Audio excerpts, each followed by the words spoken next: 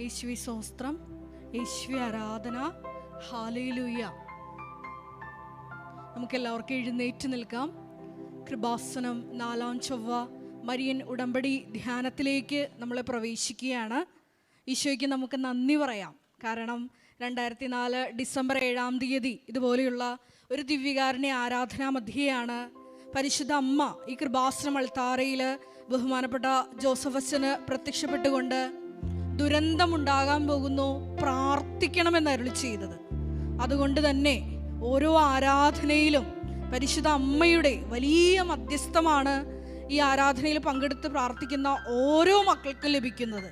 അതുകൊണ്ട് തന്നെ ഇന്ന് ഈ ആലയത്തിലേക്ക് പ്രത്യേകമായിട്ട് കടന്നു വന്ന് ഉടമ്പടിയെടുത്ത് പ്രാർത്ഥിക്കുന്ന മക്കളെയും നാളിതുവരെ ഉടമ്പടിയിലായിരിക്കുന്ന മക്കളെയും നമ്മുടെ എല്ലാ ഉടമ്പടി വിഷയങ്ങളെയും നമ്മുടെ കുടുംബങ്ങളെയും നമ്മളായിരിക്കുന്ന ഇടങ്ങളെയും എല്ലാം ഈ അൾത്താരയോട് ചേർത്ത് പരിശുദ്ധ അമ്മയുടെ കരങ്ങളിൽ നമ്മൾ കൊടുത്ത് പ്രാർത്ഥിക്കാം. ഏറെ പ്രത്യേകമായിട്ട് ഈ ധ്യാനം നയിക്കാൻ പോകുന്ന ബഹുമാനപ്പെട്ട VP ജോസഫ് അച്ഛനെ ദൈവകരങ്ങളിൽ കൊടുത്ത് നമുക്ക് പ്രാർത്ഥിക്കാം. നമുക്ക് ആവശ്യമായിട്ടുള്ള വചനങ്ങൾ, നമ്മുടെ ജീവിതത്തെ വിശുദ്ധീകരിക്കാനും ശക്തീകരിക്കാനും ആവശ്യമായിട്ടുള്ള വചനങ്ങൾ അച്ഛനിലൂടെ, അച്ഛൻ്റെ അധരങ്ങളിലൂടെ ഈശോയെ അത് ഞങ്ങളിലേക്ക് പകർക്കുവാനും ഒപ്പം തന്നെ ആ വചനം കേട്ട് അത് 100 മേനി ഞങ്ങളുടെ ജീവിതത്തിൽ ഫലം പുറപ്പെടുവിക്കുവാനും കൃപയാകണമേ എന്ന് പ്രാർത്ഥിക്കാം. ഒപ്പം തന്നെ ഈ ധ്യാനത്തിൻ്റെ എല്ലാ ഭൗതിക സാഹചര്യങ്ങളെയും ശുശ്രൂഷകളെയും എല്ലാം നമുക്ക് ദൈവകരങ്ങളിൽ സമർപ്പിച്ച് പ്രാർത്ഥിക്കാം. എല്ലാ മേഖലകളിലും ഈ ആലയത്തിലും ആത്മാവിൻ്റെ വലിയ പ്രവർത്തനങ്ങൾ ഉണ്ടാകുവാനും അനേകം മക്കള് പരിശുദ്ധ അമ്മയുടെ പ്രത്യക്ഷീകരണത്തിൻ്റെ സാക്ഷികളായി ഉയർത്തപ്പെടുവാനും ഈ ആരാധനയിലൂടെ കൃപയാകണമേ എന്ന് പ്രാർത്ഥിക്കാം. ഒരിക്കൽ കൂടി നമ്മൾ ഓരോരുത്തരെയും അൾത്താരയോട് ചേർത്ത് വെച്ച് ദിവ്യകാരുണ്യ നാഥനെ വരവേറ്റ് നമുക്ക് പാടി പ്രാർത്ഥിക്കാം. യേശുവേ നന്ദി, ഹല്ലേലൂയ ഹല്ലേലൂയ ഹല്ലേലൂയ ഹല്ലേലൂയ ഹല്ലേലൂയ. യേശുവേ ആരാധന ആരാധന ആരാധന ആരാധന. ഹല്ലേലൂയ ഹല്ലേലൂയ ഹല്ലേലൂയ ഹല്ലേലൂയ ഹല്ലേലൂയ. യേശുവേ നന്ദി, യേശുവേ സ്തുതി. ഹല്ലേലൂയ. നമ്മുടെ എല്ലാവരുടെയും കുടുംബങ്ങളിലേക്ക് ക്ഷണിച്ചുകൊണ്ട് ഈശോയെ ഞങ്ങളുടെ ജീവിതത്തിൽ ഇടപെടണമേ എന്ന് പ്രാർത്ഥിച്ചുകൊണ്ട് ശക്തിയായി സൗഖ്യമായി സാന്ത്വനമായി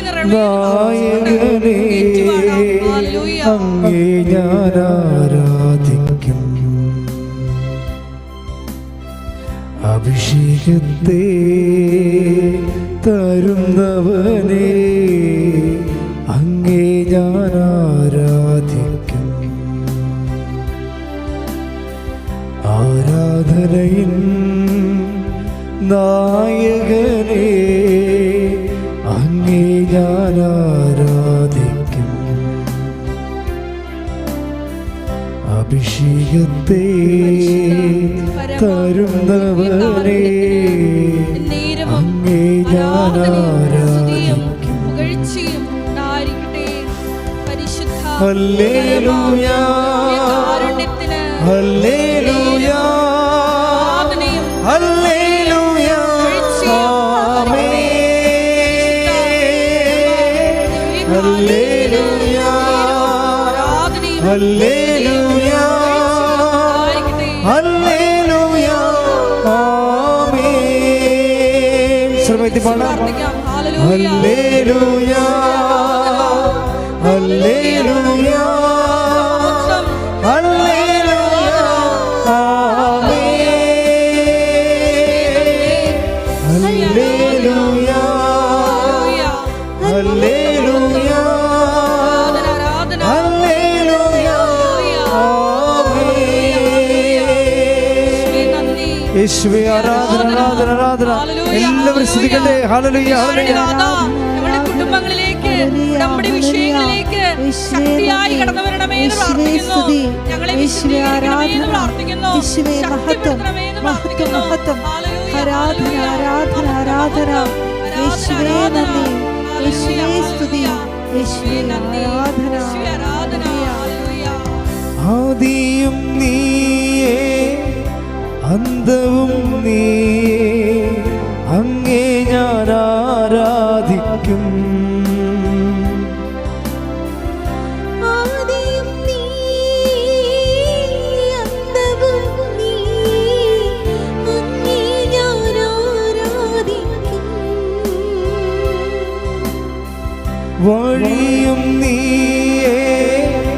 സത്യവും നീയേ, അങ്ങേ ഞാൻ ആരാധിക്കും.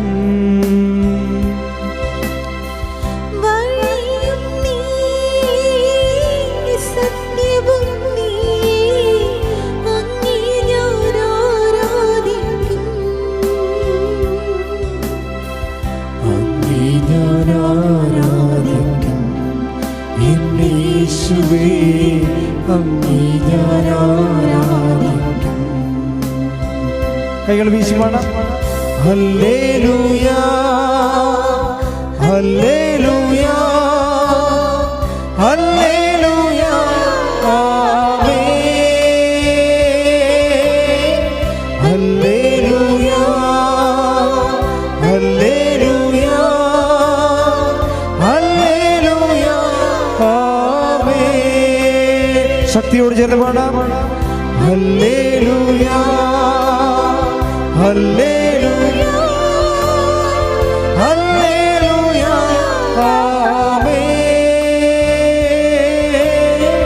ഹല്ലേലൂയാ ഹല്ലേലൂയാ ഹല്ലേലൂയാ ആമേൻ.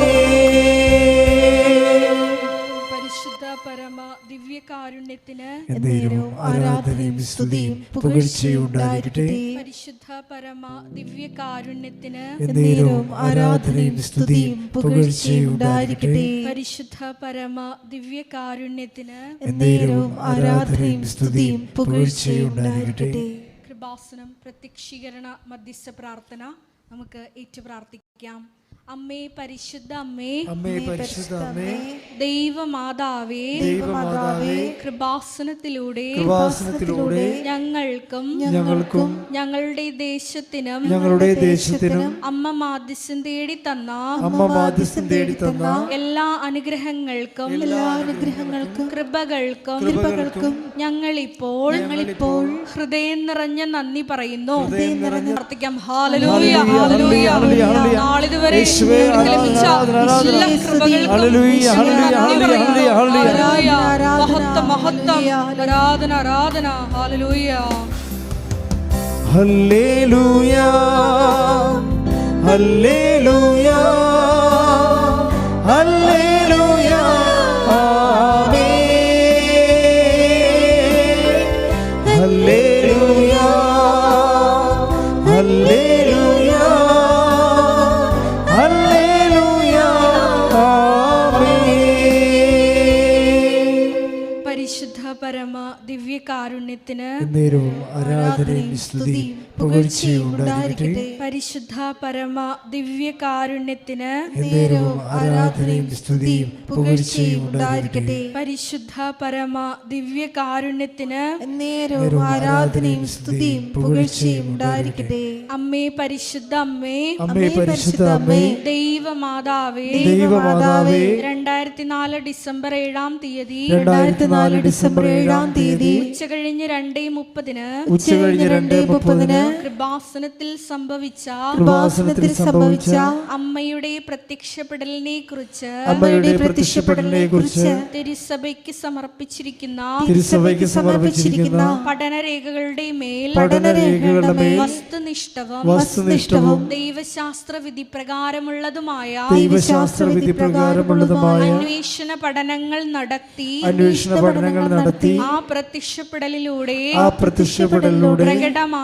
പ്രകടമായ ദൈവമാതാവിന്റെ പ്രത്യേക കരുതലും സംരക്ഷണവും വെളിപ്പെടുത്തുന്ന പീഡിതരുടെ ആശ്വാസവും പ്രവാചകന്മാരുടെ രാജ്ഞിയും വാഗ്ദാനത്തിന്റെ പേടകവും പ്രപഞ്ച പ്രകൃതിയുടെ മാതാവുമായ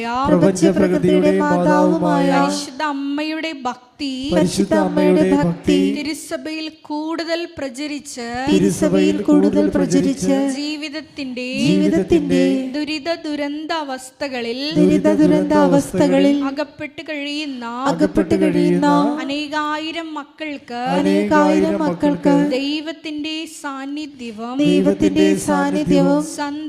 സന്ധിപ്പും കൂടുതൽ അനുഭവിക്കുക വഴി ആത്മീയ വിശുദ്ധിയും വിശുദ്ധിയും ദൈവശക്തിയും കൈവരിക്കുവാൻ ഞങ്ങളുടെ കുടുംബങ്ങളെ ഇടയാക്കണമേ. സ്തുതിച്ചു പ്രാർത്ഥിക്കാം. ഹല്ലേലൂയ, ഹല്ലേലൂയ, ഹല്ലേലൂയ. പരിശുദ്ധ അമ്മയുടെ ഭക്തി തിരുസഭയിൽ കൂടുതൽ പ്രചരിക്കുവാൻ ഈശോയെ ഞങ്ങളെ സാക്ഷികളായി ഉയർത്തണമേ എന്ന് പ്രാർത്ഥിക്കുന്നു. ഹല്ലേലൂയ, ഹല്ലേലൂയ, മഹത്വം, മഹത്വം, ആരാധന, ആരാധന. ഹല്ലേലൂയ, ഹല്ലേലൂയ, ഹല്ലേലൂയ, ഹല്ലേലൂയ, ആമേൻ.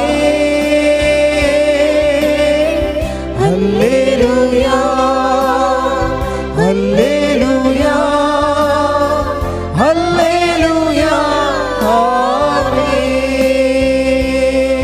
പരിശുദ്ധ പരമ ദിവ്യകാരുണ്യത്തിന് ആരാധനയും സ്തുതിയും പുകഴ്ചയും ഉണ്ടായിരിക്കട്ടെ. പരിശുദ്ധ പരമ ദിവ്യകാരുണ്യത്തിന് നേരവും ആരാധനയും സ്തുതിയും പുകഴ്ചയും ഉണ്ടായിരിക്കട്ടെ. പരിശുദ്ധ പരമ ദിവ്യകാരുണ്യത്തിന് നേരവും ആരാധനയും സ്തുതിയും പുകഴ്ചയും ഉണ്ടായിരിക്കട്ടെ. അമ്മേ, പരിശുദ്ധ അമ്മേ, അമ്മേ, പരിശുദ്ധ അമ്മേ, ഭൂസ്വർലോകങ്ങളുടെ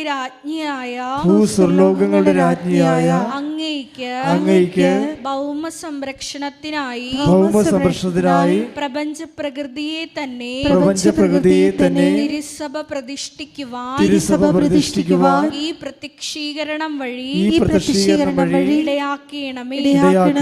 പരിശുദ്ധ അമ്മേ, ജപമാല മാതാവേ, സകല കൃപാസനം പ്രാർത്ഥനകളോടും ചേർത്ത് ഞങ്ങളിപ്പോൾ പ്രാർത്ഥിക്കുന്ന ഈ സമൂഹത്തിന്റെ പ്രത്യേക നിയോഗങ്ങളും മൗനമായിട്ട് പരിശുദ്ധ അമ്മയുടെ മധ്യസ്ഥയിൽ ദിവ്യകാരുണ്യ സന്നിധിയിൽ നമ്മുടെ ഉടമ്പടി വിഷയങ്ങളും ഒപ്പം തന്നെ നമ്മുടെ ജീവിതത്തിൽ പലട്ടുന്ന വിഷയങ്ങളും സമർപ്പിച്ച് പ്രാർത്ഥിക്കാം.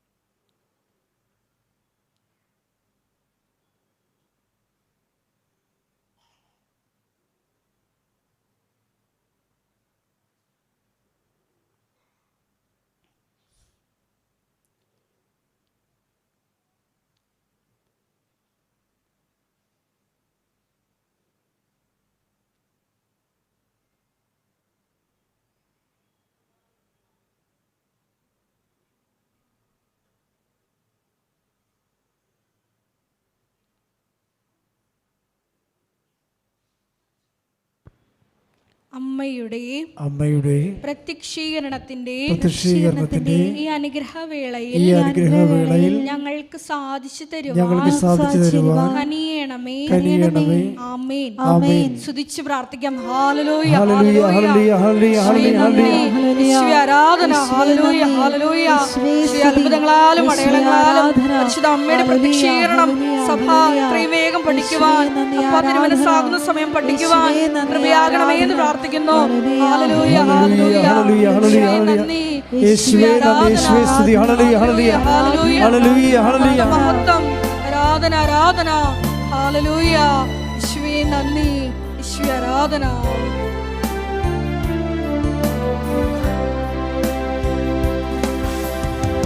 വഴിയും നീയേ, സത്യവും നീയേ, അങ്ങേ ഞാൻ ആരാധിക്കും.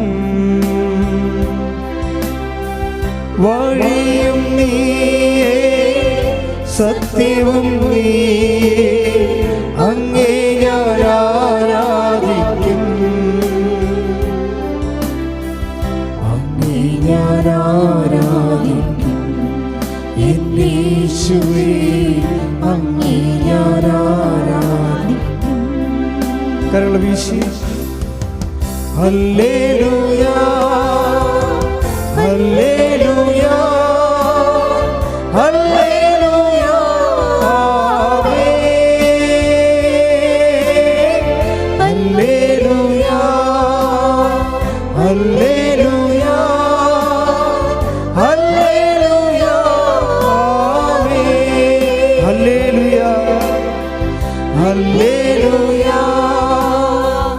ഹല്ലേലൂയ ഹല്ലേലൂയ ആമേൻ ഹല്ലേലൂയ ഹല്ലേലൂയ ഹല്ലേലൂയ ഹല്ലേലൂയ ഹല്ലേലൂയ ഹല്ലേലൂയ ഹല്ലേലൂയ യേശുവേ ഹല്ലേലൂയ ബഹുമാനപ്പെട്ട വി.പി. ജോസഫ് അച്ഛനെ പ്രത്യേകമായിട്ട് ദൈവകരങ്ങളിൽ സമർപ്പിച്ച് പ്രാർത്ഥിക്കാം. വലിയ ശക്തി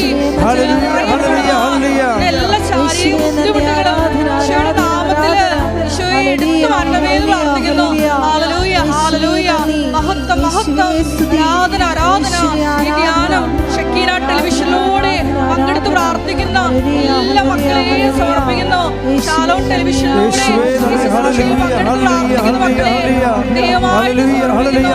എല്ലാവരെയും പരിശുദ്ധ അമ്മയുടെ പ്രത്യക്ഷീകരണത്തിന്റെ സാക്ഷികളായി ഉയർത്തണമേ എന്ന് പ്രാർത്ഥിക്കുന്നു.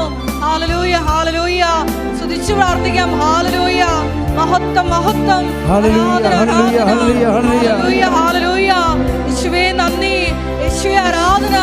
ഹല്ലേലൂയ ആദിയും നീയേ അന്തവും നീയേ അങ്ങേ ഞാൻ ആരാധിക്കും.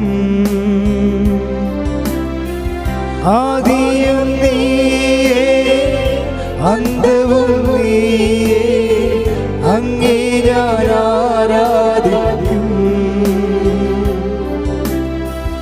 അങ്ങേ ഞാൻ ആരാധിക്കും എൻ്റെ യേശുവേ അങ്ങേ ഞാൻ ആരാധിക്കും.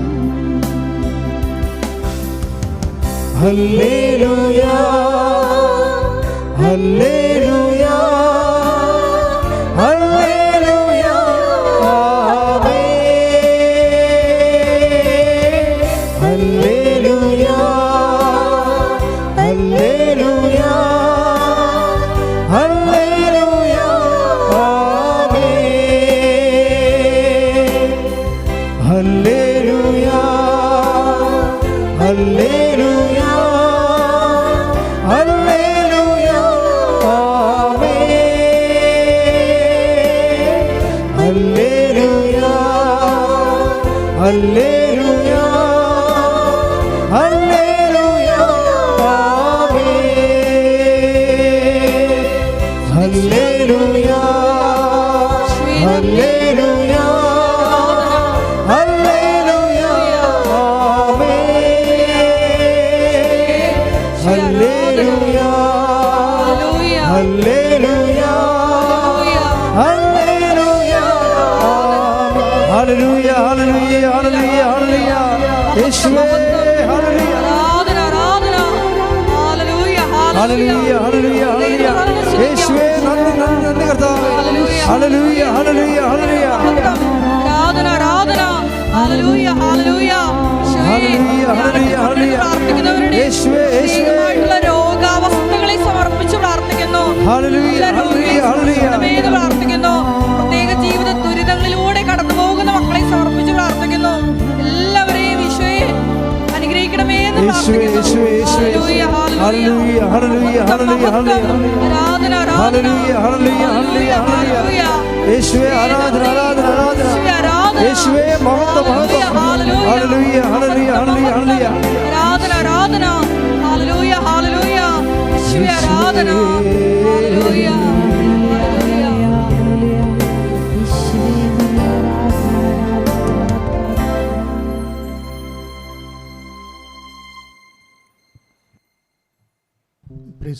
Price the Lord. ഇരിക്കുക.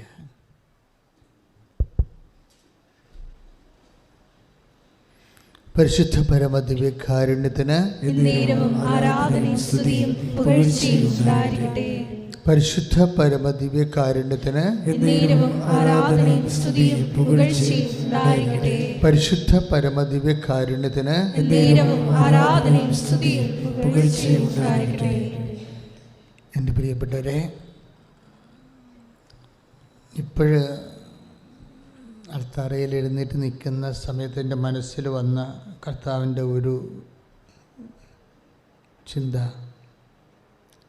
ഈശോ തന്ന ചിന്തയാണെന്ന് ഞാനത് കരുതുകയാണ്. അതായത് നിങ്ങൾ നല്ലവണ്ണം പ്രാർത്ഥിക്കുന്നവരാണ് പലരും ഇതിൽ മുടങ്ങാതെ കുടുംബപ്രാർത്ഥന നടത്തുന്നവരും കുറേ നല്ല ധ്യാനങ്ങളിലൊക്കെ പങ്കെടുത്ത് അരൂപി പ്രാപിച്ചവരിതിലുണ്ടെന്നാണ് ഒരു സൂചന. വ്യക്തിപരമായിട്ടും പ്രാർത്ഥിക്കുന്നവരും തീർത്ഥാടനങ്ങളിൽ പങ്കെടുക്കുന്നവരും ഒക്കെയാണ്. നിങ്ങളെക്കുറിച്ച് പലർക്കും നല്ല സ്പിരിച്വൽ അസസ്മെൻ്റ് ഉണ്ട്. നിങ്ങളെക്കുറിച്ച് തന്നെ ഒരു കോൺഫിഡൻസ് ഉണ്ടെന്നാണ് ഈശോ പറയണത്. നല്ല അസസ്മെൻ്റ് ഉണ്ടെന്ന്. പക്ഷേ when we come to the covenant prayer, നമ്മൾ ഒരു കവനൻ്റ് പ്രേയറിലേക്ക് വരുമ്പോൾ നിങ്ങൾക്ക് ഫസ്റ്റ് ഡിസ്പോസിഷൻ വേണ്ടത് നിങ്ങൾ സീറോയിൽ നിന്ന് തുടങ്ങണ പോലെ തുടങ്ങണം. catch me, സീറോയിൽ നിന്ന്, ഡിവൈഡ് ഓഫ് യുവർ മെറിറ്റ്സ്. എന്താ പ്രോബ്ലം വെച്ച് കഴിഞ്ഞാൽ ഉടമ്പടി ബേസിക്കായിട്ട് നോട്ട് ബൈ മെറിറ്റിലാണ് വർക്ക് ചെയ്യുന്നത്. ഇപ്പം നിങ്ങൾ പറയുന്ന നിങ്ങളുടെ സ്പിരിച്വൽ കപ്പാസിറ്റി അതൊരു മെറിറ്റായിട്ട് വരും, യോഗ്യത. അതുകൊണ്ട് തന്നെ നിങ്ങൾ ഈശോയോട് ഒരു രാജിക്ക് തയ്യാറാകണം. കർത്താവേ, ആസ് യു നോ, നിനക്കറിയാവുന്ന പോലെ എനിക്ക് കുറച്ച് വിശ്വാസമുണ്ട്, ഭക്തിയുണ്ട്, ഞാൻ നീയുമായിട്ട് കുറച്ച് ബന്ധമുണ്ട്, ഞാൻ നിനക്ക് വേണ്ടി ഒത്തിരി ജോലി ചെയ്യുന്നയാളാണ്, നിൻ്റെ ജീവിതത്തെ നിൻ്റെ വചനമനുസരിച്ചൊക്കെ ജീവിക്കാൻ വേണ്ടി എന്നോട് തന്നെ മൽപ്പിടുത്തം നടത്തുന്നയാളാണ്. That's okay. പക്ഷേ നൗ, ഇപ്പോഴും മുതലേ ഞാൻ നീയുമായിട്ട് ഒരു ഉടമ്പടിയിലേക്ക് വരികയാണ്. It is just different thing. ഇതൊരു ഡിഫറെൻറ്റ് തിങ്ങാണ്. നമ്മൾ മറ്റ് ഏതെങ്കിലും ഇന്ന് വരെ നമുക്ക് പരിചിതമായ പ്രാർത്ഥനാ രീതികളുമായിട്ട് ഇതിന് എസെൻഷ്യൽ റിലേഷൻസ് ഇല്ല. അതാണ് ഇതിൻ്റെ ഒരു പ്രത്യേകത. അതുകൊണ്ട് നമ്മൾ അങ്ങനെയുള്ള മുൻവിധികളുണ്ടെങ്കിൽ അതിനോട് രാജി പറഞ്ഞിട്ട് നമ്മൾ ഒന്നേന്ന് തുടങ്ങണം. വെച്ച് കഴിഞ്ഞാൽ ദിസ് ഈസ് എ ബൈലാറ്ററൽ എഗ്രിമെൻ്റാണ്. നമുക്കറിയാം, ദൈവം എപ്പോഴും കൊതിക്കുന്ന ദൈവത്തിൻ്റെ ഒരു സ്വപ്നമാണ് ഈ കവനൻ്റ് എന്ന് പറയണത്. ഞാനീ പട്ടമൊക്കെ ആഘോഷിക്കുന്ന കാര്യം, പട്ടത്തെ ഞാനൊരു കവനൻ്റായിട്ട് ആദ്യം മുതലേ കണ്ടത് കൊണ്ടാണ്. ഇപ്പം ഞാൻ ഉടുപ്പൊന്നും മാറ്റത്തില്ല, സാധാരണഗതിയിൽ സ്വഭാവസ്ത്രം മാറ്റത്തില്ല. ഇൻ കേസ് സാഹിത്യ അക്കാഡമി പഠിക്കാൻ പോയപ്പോൾ അവിടുത്തെ ക്ലോസറ്റ്സ് ലാട്രിനൊക്കെ അത്ര ഗുണമുള്ളതല്ലാത്ത കൊണ്ട് അപ്പം മാത്രമാണ് ഞാൻ പിന്നെ ട്രെയിനിലൊക്കെ പോകുമ്പോൾ കിടക്കാൻ നേരത്ത് ചില സമയത്ത് ഉടുപ്പിട്ടൊക്കെ തന്നെ കിടക്കും. അവിടുത്തെ സിറ്റുവേഷൻസ് മോശമാണെങ്കിൽ ഞാൻ പാൻസിട്ട് ആണ് ചിലപ്പോൾ ട്രെയിനിൽ കിടക്കുന്നത്. അതെന്താ കാര്യം വെച്ച് കഴിഞ്ഞാൽ, സഭാവസ്ത്രം വാങ്ങിക്കുന്ന മുമ്പ് ഞാൻ ഈശോയുമായിട്ടൊരു എഗ്രിമെൻറ്റ് ചെയ്തായിരുന്നു. 2 എഗ്രിമെൻറ്റ് ചെയ്തായിരുന്നു. ഒന്ന്, മെത്രാനച്ച എന്നാ പറഞ്ഞാലും മോതിരം മുത്തി പോരുകയുള്ളൂ, അതിനെതിരെ ഒരു വാക്ക് സംസാരിക്കത്തില്ലെന്ന് കവനൻ്റ് പറഞ്ഞായിരുന്നു സഭ. അതാണ് കർത്താവ് എന്നെ ഇത്രയും അനുഗ്രഹിച്ചതിൻ്റെ ഒരു കാരണം. മെത്രാനച്ചനെ അത് ഞാൻ ഡീക്കനായപ്പോൾ തന്നെ പരിശുദ്ധാത്മാവ് എനിക്ക് തന്നൊരു നോട്ടാണ്. അപ്പോസ്തലൻ എന്നാ പറഞ്ഞാലും നീ കേട്ടാൽ മതിയെന്ന്. അപ്പോൾ അപ്പോസ്തലൻ എന്നാ പറഞ്ഞാലും ഞാൻ കേൾക്കുക മാത്രമേ ഉള്ളൂ. അത് കാരണം ഭയങ്കര ദുരിതം പിടിച്ച ഇടവകയിലൊക്കെ എന്നോട് പോകാൻ പറഞ്ഞിട്ടുണ്ട്. അവിടെ എനിക്ക് വെച്ച് തട്ടും കിട്ടിയിട്ടുണ്ട്. പക്ഷേ എന്നാലും ഞാനൊരു അക്ഷരം പോകാൻ പറ്റത്തില്ലെന്ന്, അത് ബുദ്ധിമുട്ടാണെന്ന് പറയത്തില്ല. It's A covenant. നമ്മുടെ റിലേഷൻ ദൈവമായിട്ടുള്ളത് ഒരു ഉടമ്പടിയാണ്. നമ്മൾക്ക് ഉടമ്പടിയോട് വരുന്നത്, എൻ്റെ മക്കളൊരു വിശ്വസ്തത. ഞാനൊന്ന് പറയട്ടെ, നിങ്ങൾ നെഞ്ചത്ത് കൈവച്ചേ. കർത്താവായ ഈശോയെ, ഞങ്ങൾ ആയിരിക്കുന്ന ഉടമ്പടിയിലെ അങ്ങയോട് അങ്ങയുടെ കൃപാവരത്താൽ അങ്ങ് ആഗ്രഹിക്കുന്ന രീതിയിൽ വിശ്വസ്തത പാലിക്കുവാൻ എന്നെ അനുഗ്രഹിക്കണമേ. എൻ്റെ കുടുംബത്തെ അനുഗ്രഹിക്കണമേ. സ്തുതിക്കട്ടെ. ഹല്ലേലൂയ, ഹല്ലേലൂയ, ഹല്ലേലൂയ, ഹല്ലേലൂയ, ഹല്ലേലൂയ. യേശുവേ നന്ദി, യേശുവേ സ്തുതി. ഹല്ലേലൂയ, ഹല്ലേലൂയ, ഹല്ലേലൂയ, ഹല്ലേലൂയ, ഹല്ലേലൂയ. യേശുവേ സ്തുതി. ഹല്ലേലൂയ, ഹല്ലേലൂയ, ഹല്ലേലൂയ. ഞങ്ങളെ ഓരോരുത്തരെയും അഭിഷേകം ചെയ്യണമേ എന്ന് പ്രാർത്ഥിക്കുന്നു. ഹല്ലേലൂയ, ഹല്ലേലൂയ. യേശുവേ നന്ദി, ആരാധന. ഹല്ലേലൂയ. കരങ്ങളടിച്ചുകൊണ്ട് നീ വരൂ ദൈവ നീ വരൂ ദിവ്യകാരുണ്യമേ, നീ വരൂ ദൈവകാരുണ്യമേ. ജീവിതം നിന്റെ കാരുണ്യമേ, ജീവനേ നിത്യ കാരുണ്യമേ. ജീവിതം നിന്റെ കാരുണ്യമേ, ജീവിതം നിന്റെ കാരുണ്യമേ, ജീവനേ നിത്യ കാരുണ്യമേ. നീ വരൂ ദിവ്യകാരുണ്യമേ, നീ വരൂ ദൈവകാരുണ്യമേ. പരിശുദ്ധ പരമദിവ്യകാരുണ്യത്തിന് ആരാധനയും സ്തുതിയും പുകഴ്ചയും ഉണ്ടായിരിക്കട്ടെ. പരിശുദ്ധ പരമദിവ്യകാരുണ്യത്തിന് എന്നേരവും ആരാധനയും സ്തുതിയും പുകഴ്ചയും ഉണ്ടായിരിക്കട്ടെ. എൻ്റെ പ്രിയപ്പെട്ടവരെ, അപ്പോഴ് നമ്മൾ പഴയ നിയമങ്ങൾക്കുള്ള വാഗ്ദാനം എന്താണ്? അതായത് പഴയ നിയമങ്ങളിലെല്ലാം ദൈവം ഒരു സമൂഹത്തെ വീണ്ടെടുക്കാൻ വേണ്ടി വ്യക്തികളുമായിട്ടാണ് ഉടമ്പടി ചെയ്യണത്. ക്ലിയർ അല്ലേ? ഒരു സമൂഹത്തെ വീണ്ടെടുക്കാൻ വേണ്ടി വ്യക്തികളുമായിട്ട് ഉടമ്പടി ചെയ്യാം.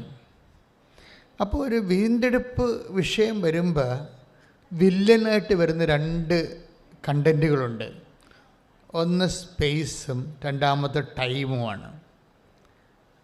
വീണ്ടെടുപ്പ് വരുമ്പോൾ, ഒരു സമൂഹത്തിൻ്റെ വീണ്ടെടുപ്പ് വരുമ്പോൾ വില്ലനായിട്ട് വരുന്ന രണ്ട് കണ്ടൻറ്റ്. ഇപ്പോൾ നിങ്ങളുടെ തന്നെ പ്രശ്നം, നിങ്ങളുടെ തന്നെ വീണ്ടെടുപ്പ്, നിങ്ങളുടെ ജോലി, നിങ്ങളുടെ പാകോടമ്പടി, നിങ്ങളുടെ ജപ്തി നടപടി, നിങ്ങളുടെ ആരോഗ്യ പ്രശ്നങ്ങൾ, അതുപോലെ നിങ്ങളുടെ ബന്ധപ്പെട്ടുള്ള എല്ലാ സർവീസ് പ്രോബ്ലംസ്, ഒരു വ്യക്തിയുടെ വീണ്ടെടുപ്പുമായിട്ട് വരുന്ന ഒരു ദൈവം ആ ഉദ്യമത്തിലേക്ക് ഇൻവോൾവ് ആകുമ്പോൾ ദൈവത്തിന് കൺഫ്രണ്ട് ചെയ്യേണ്ട രണ്ട് എൻറ്റിറ്റീസ് ഉണ്ട്. ഒന്ന് പ്ലേസും ഒന്ന് ടൈമുമാണ്. ഇതിനെ അഡ്രസ്സ് ചെയ്യാതെ ഒരു മനുഷ്യനെ വീണ്ടെടുക്കാൻ പാടായിരിക്കും. പഴയ നിയമത്തിലൊക്കെ ദൈവം കൂടുതൽ അഡ്രസ്സ് ചെയ്തുകൊണ്ടിരുന്നത് സ്ഥലമാണ്. സ്ഥലത്തെ ദൈവം വിശുദ്ധീകരിക്കും. അല്ലെങ്കിൽ വിശുദ്ധീകരിക്കപ്പെട്ട സ്ഥലം ദൈവം അവർക്ക് കൊടുക്കും. നിൽക്കുന്ന സ്ഥലത്തെ വിശുദ്ധീകരിക്കുക, അല്ലെങ്കിൽ വിശുദ്ധീകരിക്കപ്പെട്ട സ്ഥലം കൊടുക്കുക. ഇത് രണ്ടും ഒരു നാണയത്തിൻ്റെ രണ്ട് വശങ്ങളാണ്. എന്ന് വെച്ചാൽ, എന്തിനാണ് നിങ്ങൾ വിശുദ്ധീകരിക്കണത്? എന്തിനാണ് നീ ഇപ്പം തന്നെ മോസസിനോട് പറഞ്ഞു നീ നിൽക്കുന്ന സ്ഥലം പരിശുദ്ധമാണ് എന്ന് പറഞ്ഞു. പക്ഷേ അതേസമയം തന്നെ എബ്രാഹത്തിനോട് പറഞ്ഞു നീ നിൽക്കുന്ന സ്ഥലം വിശുദ്ധമല്ല എന്ന് പറഞ്ഞു. അതുകൊണ്ട് നീ പോരാൻ പറഞ്ഞു. സ്ഥലം ക്ലിയർ അല്ലേ? മോസസിനോട് പറഞ്ഞു നീ നിൽക്കുന്ന സ്ഥലം നീ നല്ല സ്ഥലത്താണ് വന്ന് എത്തിയിരിക്കണത്. അവർ ഇടിയുണ്ടാക്കി പോകുന്നതാണല്ലോ. ചില സമയത്ത് നമ്മൾ ഇടിയുണ്ടാക്കി കഴിയുമ്പോൾ ദൈവം തന്നെ ഇടിയുണ്ടാക്കാൻ സാഹചര്യം ഉണ്ടാക്കിയിട്ട് നമ്മൾ നല്ല സ്ഥലത്തേക്ക്. അപ്പോൾ ഒരു വഴക്കുണ്ടായെന്ന് വിചാരിച്ചുകൊണ്ട് നിങ്ങൾ വിഷമിക്കൊന്നും വേണ്ട. നല്ല സ്ഥലത്ത് ചേട്ടാനിയമായിട്ടൊരു കൊളീഷൻ ഉണ്ടായി, അതിൻ്റെ പേരിൽ നിങ്ങൾ വിഷമിക്കൊന്നും വേണ്ട. നാത്തുമായിട്ടൊരു പോരുണ്ടായി, നിങ്ങൾ വിഷമിക്കേണ്ട. അപ്പോൾ ചിലപ്പോൾ അമ്മായിയും മരുമോളും തമ്മിൽ ഗുസ്തി ഉണ്ടായി, വിഷമിക്കേണ്ട. പക്ഷേ ആ ഒരു ഗുസ്തിയിലൂടെ ചിലപ്പോൾ ദൈവം നിങ്ങളെ നല്ല സ്ഥലത്തേക്ക്, വിശുദ്ധമായ സ്ഥലത്തേക്ക്, നിനക്ക് വളർന്ന് തഴച്ച് വളരാൻ പറ്റിയ സ്ഥലത്തേക്ക് ഷിഫ്റ്റ് ചെയ്തിരിക്കും. It's A shifting time. അതുകൊണ്ടാണ് എപ്പോഴും നമ്മൾ ശ്രദ്ധിക്കണത്. എന്തെങ്കിലും ഇഷ്യൂ ഉണ്ടാകുമ്പോൾ അതിൻ്റെ പറ്റി അയ്യോ അങ്ങനെ ഉണ്ടായില്ല, എന്തിനാ അമ്മയോട് അങ്ങനെ പറഞ്ഞില്ല, ചേട്ടനോട് അങ്ങനെ പറഞ്ഞില്ല, നാട്ടുകാരുടെ മുമ്പിൽ ഇങ്ങനെ എളിഭ്യനായില്ല, ഇങ്ങനെ ഒന്നും പഴയ കാര്യങ്ങളെ ഓർത്ത് ഒന്നും സങ്കടപ്പെടേണ്ട ഒരു കഥയുമില്ല. കർത്താവ് എന്തോ തീരുമാനിച്ചിട്ടാണ് എന്നെ ഗൈഡ് ചെയ്തുകൊണ്ടിരിക്കുകയാണ്. ദൈവത്തിന് എങ്ങനെയും നമ്മളെ ഗൈഡ് ചെയ്യാൻ പറ്റും. അപ്പോൾ മോസസ് ഒരു ഇടി ഉണ്ടാക്കിയിട്ട് അവിടെ വന്നിരിക്കുന്നത്. ആരോട് ഇടി ഉണ്ടാക്കിയത്? ഒരു ഈജിപ്ഷ്യനുമായിട്ട് ഇടിയുണ്ടാക്കി അല്ലേ? Take the word of God. സ്തുതിക്കട്ടെ. ഹല്ലേലൂയ.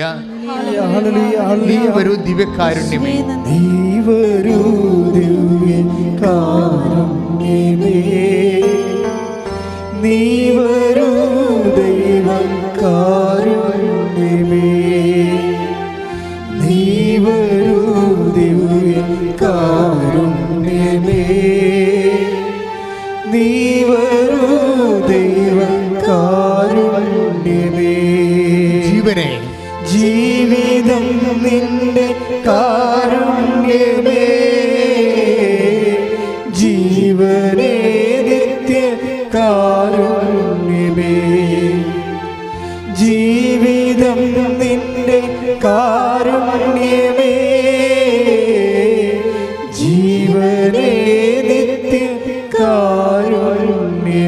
കൈ നെഞ്ചത്ത് വെച്ചുകൊണ്ട് പരിശുദ്ധ പരമദിവ്യകാരുണ്യത്തിന് എന്നേരവും ആരാധനയും സ്തുതിയും പുകഴ്ചയും ഉണ്ടായിരിക്കട്ടെ. ദൈവസ്നേഹത്തോടെ പരിശുദ്ധ പരമദിവ്യകാരുണ്യത്തിന് എന്നേരവും ആരാധനയും സ്തുതിയും പുകഴ്ചയും ഉണ്ടായിരിക്കട്ടെ. സന്തോഷത്തോടെ പരിശുദ്ധ പരമദിവ്യകാരുണ്യത്തിന് എന്നേരവും ആരാധനയും സ്തുതിയും പുകഴ്ചയും. കൈയടിച്ചുകൊണ്ട് ആരാധനയോടെ ശ്രുതികണ്ഠ ഹല്ലേലൂയ, ഹല്ലേലൂയ, ഹല്ലേലൂയ, ഹല്ലേലൂയ.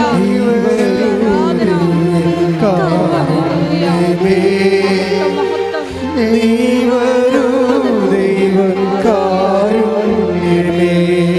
സ്വരത്തിലെ നീ വരൂ ദൈവകാരുണ്യമേ. നീ വരൂ ദൈവകാരുണ്യമേ. ജീവിതം നിന്റെ കാരുണ്യമേ. ജീവനേ നിത്യ കാരുണ്യമേ. ജീവിതം നിന്റെ കാരുണ്യമേ. ജീവനേ നിത്യ കാരുണ്യമേ. Praise the Lord. Take the word of God. പുറപ്പാട് 2:11-12. പുറപ്പാട് 2:11-12. പ്രായപൂർത്തിയായതിനു ശേഷം പ്രായപൂർത്തിയായതിനു ശേഷം മോശ ഒരിക്കൽ തന്റെ സഹോദരരെ സന്ദർശിക്കാൻ പോയി. സന്ദർശിക്കാൻ പോയി. അവൻ അവരുടെ കഠിനാധ്വാനം നേരിൽ കണ്ടു. തത്സമയം സ്വജനത്തിൽപ്പെട്ട ഒരു ഹെബ്രായനെ ഒരു ഈജിപ്തുകാരൻ പ്രഹരിക്കുന്നത് കണ്ടു. അടിയുണ്ടായി. ഈജിപ്തുകാരൻ ഒരു യഹൂദനെ അടിക്കണത് കണ്ട് മോസസ് നേരിട്ട് കണ്ടു. അവൻ ചുറ്റും നോക്കി. മോസസിന്റെ രക്തം തിളച്ച് എന്താ സംഭവിച്ചിരിക്കുന്നത്? അവൻ ചുറ്റും നോക്കി. ആരുമില്ലെന്ന് കണ്ടപ്പോൾ ആ ഈജിപ്തുകാരനെ കൊന്ന് മണലിൽ മറവു ചെയ്തു. ഇതോടുകൂടി പ്രശ്നമായിപ്പോയി. ഒരു പ്രശ്നം, ഒരു വ്യക്തി ഒരു അവിശുദ്ധമായ സ്ഥലത്ത് നിന്ന് ഷിഫ്റ്റ് ചെയ്യുന്ന പ്രോസസ്സിങ് നോക്കണം. നിങ്ങളുടെ വീട്ടിലൊരു കലഹം ഉണ്ടായി എന്ന് വിചാരിച്ചുകൊണ്ട് ആ സ്ഥലം ചിലപ്പോൾ ദൈവം വിശുദ്ധീകരിക്കുന്നതിൻ്റെ ഭാഗമായിട്ട് വന്നതായിരിക്കും. അതുകൊണ്ട് നിങ്ങൾ വിഷമിക്കൊന്നും വേണ്ട. ഇവിടെ പുറത്തോട്ട് സമാധാനം ഇല്ല എന്ന് പറഞ്ഞാൽ പരാകുകയല്ല വേണ്ടത്. കർത്താവ് ഇതിനേക്കാൾ എന്തോ നല്ലത് എനിക്ക് തരാൻ പോകുന്നു. ചില സൂചന അത്രയേ ഉള്ളൂ. നമ്മളെല്ലാവരും മാറി താമസിച്ചിരിക്കണം. എല്ലാം ഈ ഒരു അവസ്ഥയിലാണ്. എല്ലാവരും നല്ല മനസ്സോടുകൂടിയൊന്നും ഒരിക്കലും ആരും മാറി താമസിച്ച് ഞാൻ കണ്ടിട്ടില്ല. ഞാനാണ് ഈ ഇടയ്ക്ക് 10,700 വീടുകൾ ഞാൻ പാല് കാച്ചിട്ടുണ്ട്. ഒക്കെ പാല് കാച്ചാൻ വേണ്ടി ചെല്ലുമ്പോൾ പല ആൾക്കാരും അവിടെ കാണാനില്ല. എന്താണ്? മരുമകളും അവളുടെ അമ്മയും ഉണ്ടാവും. അപ്പോൾ ഞാൻ ചോദിച്ചു, ചെറുക്കൻ്റെ അമ്മ എന്തി, ഭർത്താവിൻ്റെ അമ്മ എന്തി? അമ്മയെ വിളിച്ച് വന്നില്ലെന്ന് പറയും. ഞാൻ പറയും വിളിച്ചുകൊണ്ട് വരാൻ പറയും. ഞാനിവിടെ അവർ വന്നിട്ട് മാത്രമേ ഞാനിത് പാല് കാച്ചുള്ളൂ എന്ന് പറയും. കാര്യം നമ്മളെ സംബന്ധിച്ചിടത്തോളം എൻ്റെ ഡ്യൂട്ടിയാണത്. അപ്പോൾ ഇങ്ങനെ ഓരോ വിഷയം വരുമ്പോൾ ഇതുപോലെ ഇഷ്യൂസ് ഉണ്ടാകും. പക്ഷേ ഇഷ്യൂസ് ഉണ്ടാകുമ്പോൾ അവരെന്നോട് അങ്ങനെ പറഞ്ഞില്ലേ, ഇവരെന്നോട് ഇങ്ങനെ പറഞ്ഞില്ലേ, അങ്ങനെയല്ല നമ്മൾ ചിന്തിക്കേണ്ടത്. ദൈവം എന്തോ ഉദ്ദേശിക്കുന്നുണ്ട്. മനസ്സിലായില്ലേ? അപ്പോൾ നിങ്ങൾ സൈലൻ്റ് ആകണം. മനസ്സിലായില്ലേ? വിഷയത്തിൽ എപ്പോഴും എന്താ ചെയ്യണം? സൈലൻ്റ് ആകണം. ബൈബിളിൻ്റെ ഭാഷ പറഞ്ഞു കഴിഞ്ഞാൽ ഈ ഇളകി മറിയുന്ന ആൾക്കാരായി മാറരുത്. ഇപ്പോൾ അവരങ്ങനെ എന്നോട് അങ്ങനെ ചെയ്തില്ലേ, ഇങ്ങനെ ചെയ്തില്ലേ, ഞാനിപ്പോൾ അങ്ങനെ സംസാരിക്കാൻ പാടില്ലായിരുന്നു, ഞാൻ അത്തരം സംസാരിച്ചത് ഭാഗട ഇനി ഏത് കാലത്ത് ക്ഷമ പറഞ്ഞ് അവർ ഏക്കുക. ഇങ്ങനെ നമ്മൾ തന്നെ ഇളകി മറിയും. നമ്മളിതിന് മറ്റുള്ളവരെയും കൂടി ചിന്തിക്കുമ്പോൾ നമ്മളിങ്ങനെ കുഴഞ്ഞു മറിയും. കുഴഞ്ഞ ചേറ്റിൽ നിന്ന് നമ്മൾ രക്ഷപ്പെടണമെന്ന് ബൈബിൾ ആഗ്രഹിക്കുന്നുണ്ട്. കുഴഞ്ഞ ചേറ്റിൽ നിന്ന്. ഇപ്പോൾ നമ്മുടെ ഈ മനസ്സിലിങ്ങനെ ഇളക്കമില്ലേ എപ്പോഴും? എന്തെങ്കിലും സംഭവിച്ചു കഴിയുമ്പോൾ നിരാശ, സങ്കടം, അയ്യോ അങ്ങനെ സംഭവിച്ചല്ല, അമ്മയോട് അങ്ങനെ പറയേണ്ടി വന്നല്ല, എനിക്കങ്ങനെ ചെയ്യേണ്ടി വന്നല്ല, ഇങ്ങനെയൊക്കെ വരുമ്പോൾ ഒരു ഇളക്കം വരത്തില്ലേ?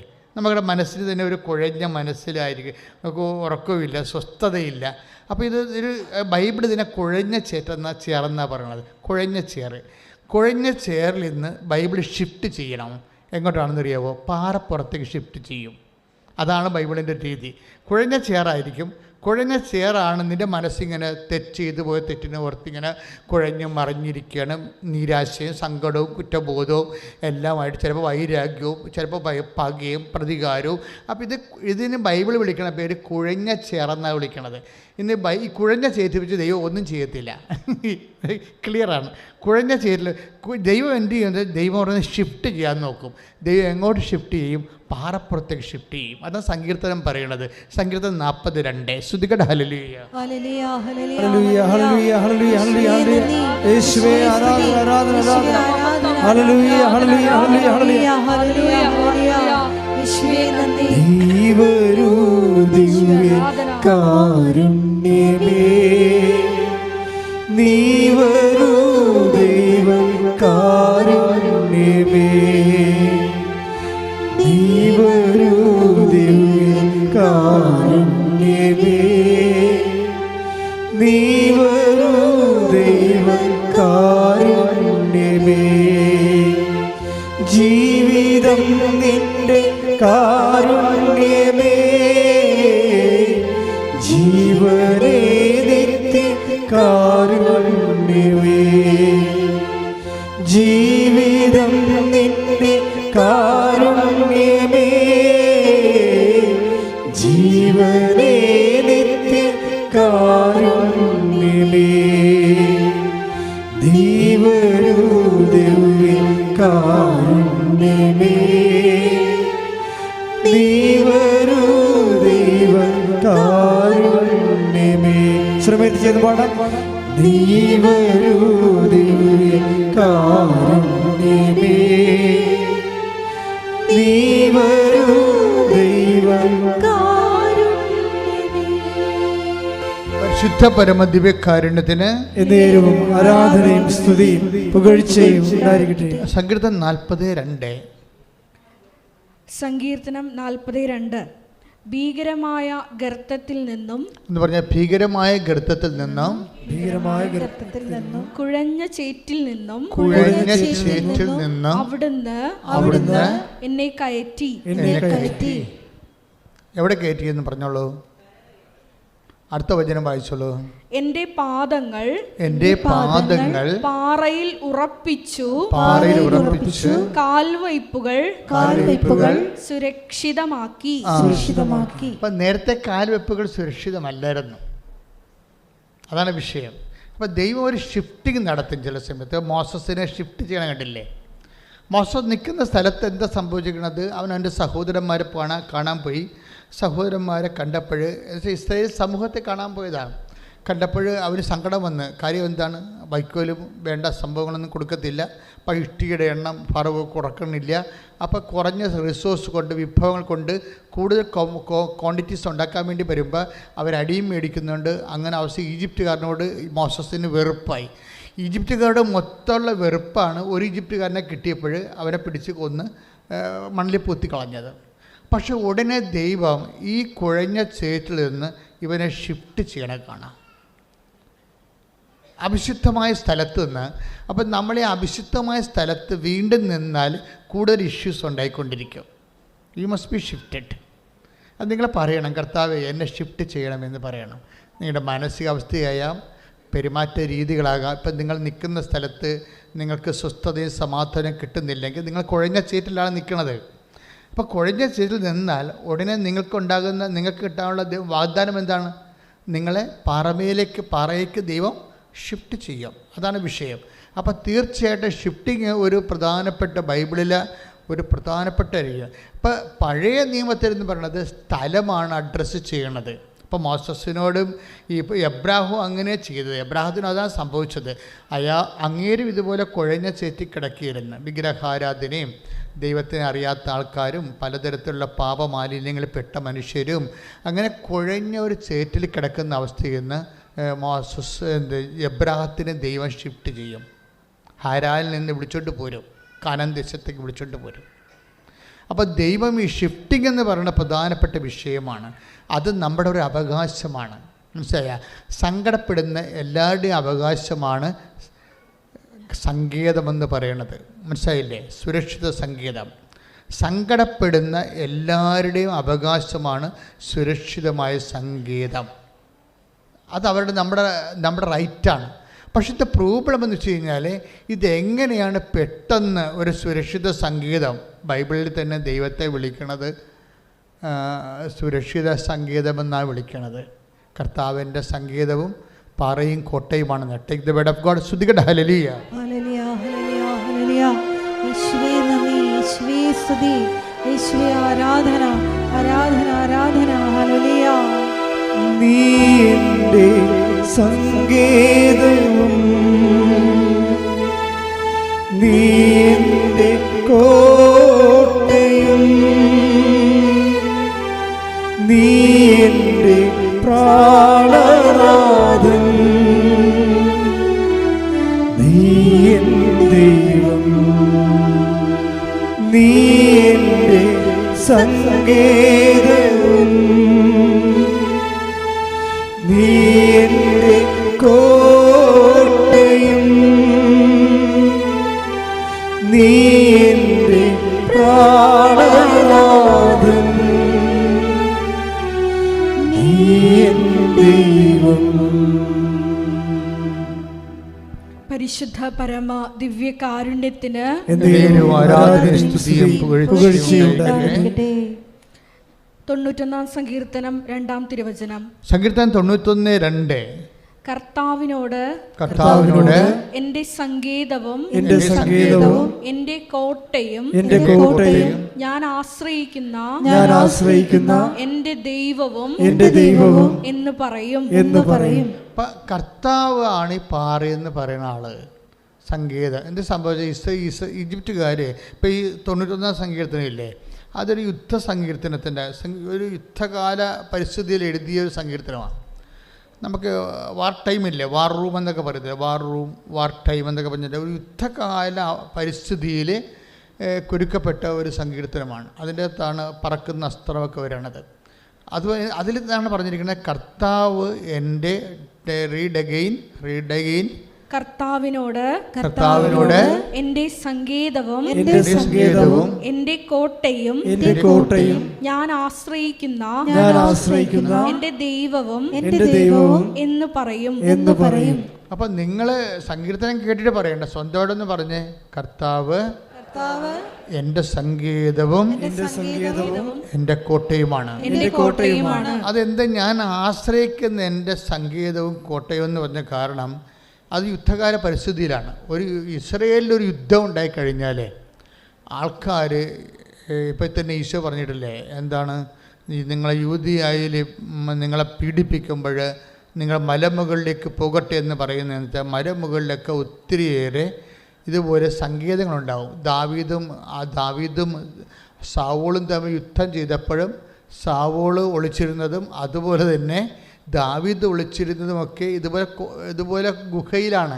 ഇതിനാണ് സങ്കേതമെന്ന് പറയണത്. മലയിലെ സങ്കേതമെന്ന് പറയണത് മലയിലെ പാറയിടുക്കും ഗുഹകളുമാണ്. എന്ന് വെച്ചാൽ ഇത് ഇസ്രയേൽ ജീവൻ രക്ഷിക്കാൻ വേണ്ടി അവരുടെ ജിയോഗ്രഫിക്കൽ റീജിയനിൽ അവരനുഭവിച്ച ഒരു വലിയ സുരക്ഷിത സങ്കേതമാണ്.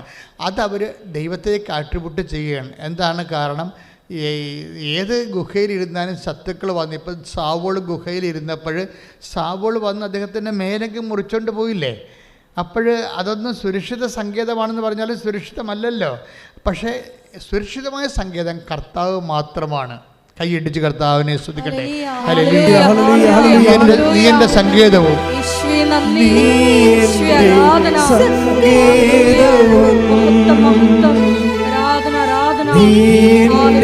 കോട്ടയും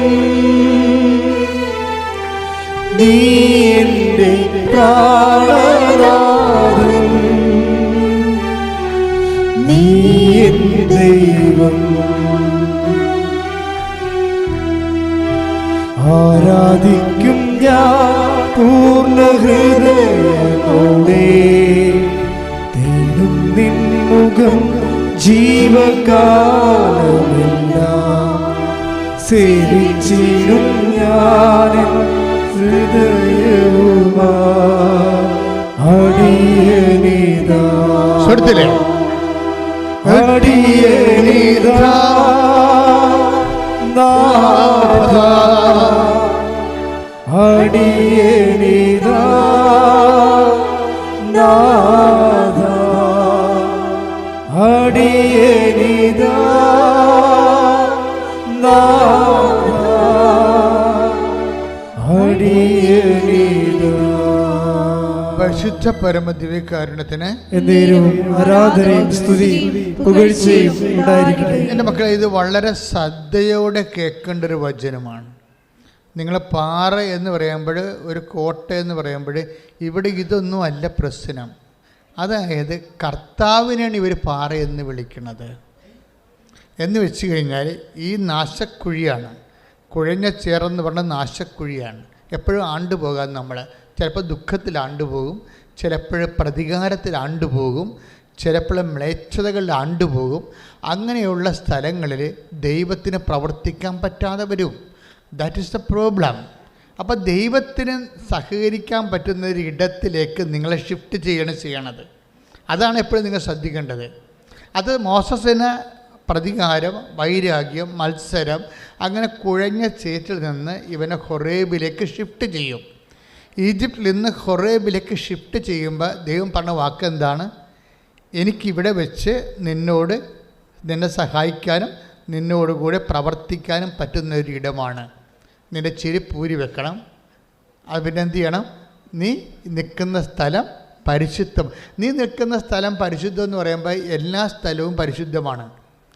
എന്താ അവിടെ ഉദ്ദേശിക്കുന്നത്? എപ്പോഴാണ് നമ്മൾ ഒരു കൺവേർഷൻ നമുക്ക് സംഭവിക്കുന്നത്, അപ്പോൾ ആ സ്ഥലം പരിശുദ്ധമായിട്ട് മാറും. ദൈവത്തിന് ഇൻട്രാക്ട് ചെയ്യാൻ പറ്റുന്ന കമ്മ്യൂണിക്കബിൾ ഏരിയ ആയിട്ട് മാറും. അതായത് കമ്മ്യൂണിക്കേഷൻ ഫ്രണ്ട്ലിയാക്കി മാറ്റണം. അതായത് ഉടമ്പടിയുടെ പ്രധാനപ്പെട്ട ഒരു പ്രീ റെക്വിസിറ്റാണിത്. അതായത് നിങ്ങളെ ദൈവത്തിന് കമ്മ്യൂണിക്കേറ്റ് ചെയ്യാൻ പറ്റുന്ന കമ്മ്യൂണിക്കേഷൻ ഫ്രണ്ട്ലിയാക്കി മാറ്റുക. എന്താ സംഭവം? ഹൊറേബിലേക്ക് മോസസിനെ വിളിച്ചുകൊണ്ട് പോകുമ്പോൾ പറയണത് എന്താണ്? നീ നിൽക്കുന്ന ഇടം പരിശുദ്ധമാണ്. അപ്പം നേരത്തെ നീ പ്രതികാരവും വൈരാഗ്യവും മത്സരവും എല്ലാം നാശക്കുഴിയിൽ കുഴഞ്ഞ ചേറ്റി കിടക്കുകയായിരുന്നു. അവിടുന്ന് ഞാൻ നിന്നെ തിരിച്ച് വിളിച്ചിരിക്കുകയാണ്. ഇനി എന്താ വിളിക്കുമ്പോൾ ഈ പാറപ്പുറമെന്ന് പറയണത് പോലെ തന്നെ പറയണത് ഒരു നാച്ചുറലായിട്ട് സംഭവിക്കുന്ന പാറയല്ല ഉദ്ദേശിക്കുന്നത്. മറിച്ച് ഒരു വ്യക്തി പാറയായിട്ട് കൺവേർഷൻ ചെയ്യും. അതാണ് വിഷയം. നമ്മളൊരു പാറയായിട്ട് കൺവേർട്ട് ചെയ്യും. ഇവിടെയാണ് കമ്മ്യൂണിക്കേഷൻ സംഭവിക്കുന്നത്. ഇപ്പോൾ ഉദാഹരണത്തിന് ഇപ്പോഴും മത്തായി ശ്രീകാരുടെ സുവിശേഷം 7:24 ശ്രുതികട്ടെ. ഹല്ലേലൂയ, ഹല്ലേലൂയ, ഹല്ലേലൂയ, ഹല്ലേലൂയ. യേശുവേ നന്ദി. ഹല്ലേലൂയ, ഹല്ലേലൂയ, ഹല്ലേലൂയ. യേശുവേ നന്ദി, യേശുവേ ആരാധന. കാലുകളെ പാറമേൽ നിർത്തി ഇംഗമനത്തെ സുസ്ഥിരമാക്കി. എന്റെ കാലുകളെ പാറമേൽ നിർത്തി ഇംഗമനത്തെ സുസ്ഥിരമാക്കി. പുതിയൊരു പാട്ടെനിക്കു തന്നു എൻ കർത്താവിന് സ്തുതികൾ തന്നെ. പുതിയൊരു പാട്ടെനിക്കു തന്നു എൻ കർത്താവിന് സ്തുതികൾ തന്നെ. പരിശുദ്ധ പരമദിവ്യകാരുണ്യത്തിന് എന്നേരവും ആരാധനയും സ്തുതിയും പുകഴ്ചയും ഉണ്ടായിരിക്കട്ടെ.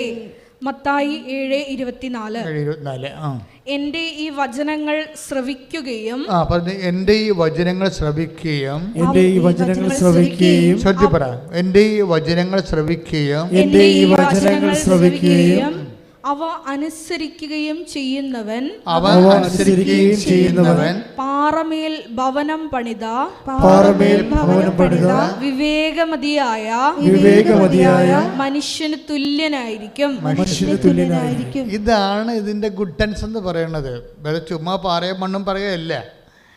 അതായത് വളരെ ശാസ്ത്രീയമായിട്ടാണ് ബൈബിള് ഒരു വ്യക്തിയുടെ ആധ്യാത്മികതയെ ബിൽഡപ്പ് ചെയ്യുന്നത്. അതായത് ഇങ്ങനെ കുഴഞ്ഞു മറിഞ്ഞ് എല്ലാ വിഷയങ്ങളോടും ആവശ്യമില്ലാതെ പ്രതികരിക്കുകയും ചിലപ്പോൾ നമ്മൾ തന്നെ വീക്ക് വാങ്ങിക്കും, ചിലപ്പോൾ നാട്ടുകാർക്കല്ല, ചിലപ്പോൾ അവർക്ക് തിരിച്ച് പണി കൊടുക്കും. ഇങ്ങനെ നാശക്കുഴി കുഴഞ്ഞു മറിഞ്ഞ് കിടന്ന ആൾക്കാരെ വീണ്ടെടുക്കാനും ദൈവത്തിന് കമ്മ്യൂണിക്കേറ്റ് ചെയ്യാൻ പറ്റുന്ന ഒരു സിറ്റുവേഷൻ ക്രിയേറ്റ് ചെയ്യാൻ വേണ്ടി ദൈവം കൊടുക്കുന്ന ഫസ്റ്റ് ഡോസ് എന്താണത്? വചനം. അതാണ് ഈ പറഞ്ഞിരിക്കുന്നത്.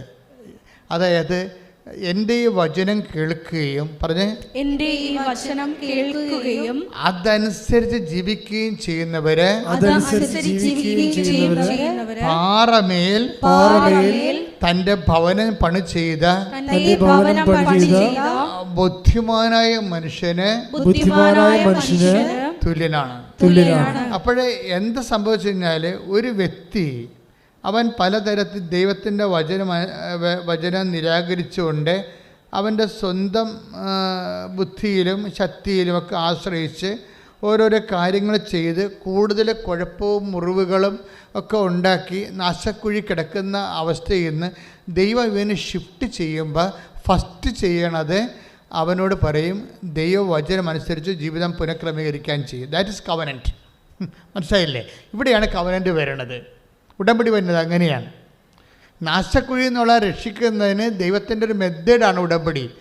അപ്പോൾ ദൈവം പറയും എനിക്ക് നിനക്ക് കമ്മ്യൂണിക്കബിളായിട്ട് ഇപ്പം നമ്മൾ ചിലരോട് മൊബൈൽ വിളിക്കുമ്പോൾ പറയും നിങ്ങൾ റേഞ്ചുള്ള സ്ഥലത്തേക്ക് മാറി നിൽക്കാൻ പറയത്തില്ലേ? അതാണ് സംഭവം. ഇത്രയേ ഉള്ളൂ കാര്യം. നമ്മൾ ഒരാളുമായിട്ട് മൊബൈൽ സംസാരിക്കുക പറയും നമ്മൾ കീ കൂക്കൂ എന്നൊക്കെ പറഞ്ഞ് കേൾക്കുമ്പോൾ പറയും ഏയ് നിങ്ങൾ റേഞ്ചുള്ള സ്ഥലത്തേക്ക് മാറി നിൽക്കാൻ പറയും. എന്താ കാര്യം? ദൈവം അത്രേ ഉദ്ദേശിക്കുന്നുള്ളൂ. നിങ്ങൾ ഷിഫ്റ്റ് ചെയ്യും. ദൈവത്തിന് കമ്മ്യൂണിക്കേറ്റ് റേഞ്ചുള്ള സ്ഥലത്തേക്ക് നമ്മൾ മാറ്റി നിർത്തും. മോസസിന് റേഞ്ചില്ലാത്ത സ്ഥലത്ത് നിന്ന ആളാണ് മോസസ്. എബ്രാഹിം റേഞ്ചില്ലാത്ത സ്ഥലത്ത് നിന്ന ആളാണ്. കാര്യം വല്ല മഹാപോക്രികളായിരുന്നു. മഹാപോക്രികളുടെ കൂടെ ജീവിച്ചു കഴിഞ്ഞാൽ ദൈവത്തിന് അവനോട് ഇൻട്രാക്ട് ചെയ്യാൻ പറ്റത്തില്ല. അത് വിഷയമാണ്. അത് വിട്ടുപോരാൻ പറയും. അതുകൊണ്ട് വിട്ടുപോരാൻ ലോത്തിനോടൊക്കെ പറയത്തില്ലേ, നിങ്ങൾ അവരെ വിട്ടുപോരാനൊക്കെ പറയത്തില്ലേ? അതായത് എപ്പോഴും ചില സമയത്ത് ദൈവത്തിന് take the word of God വിട്ടു പോരുക.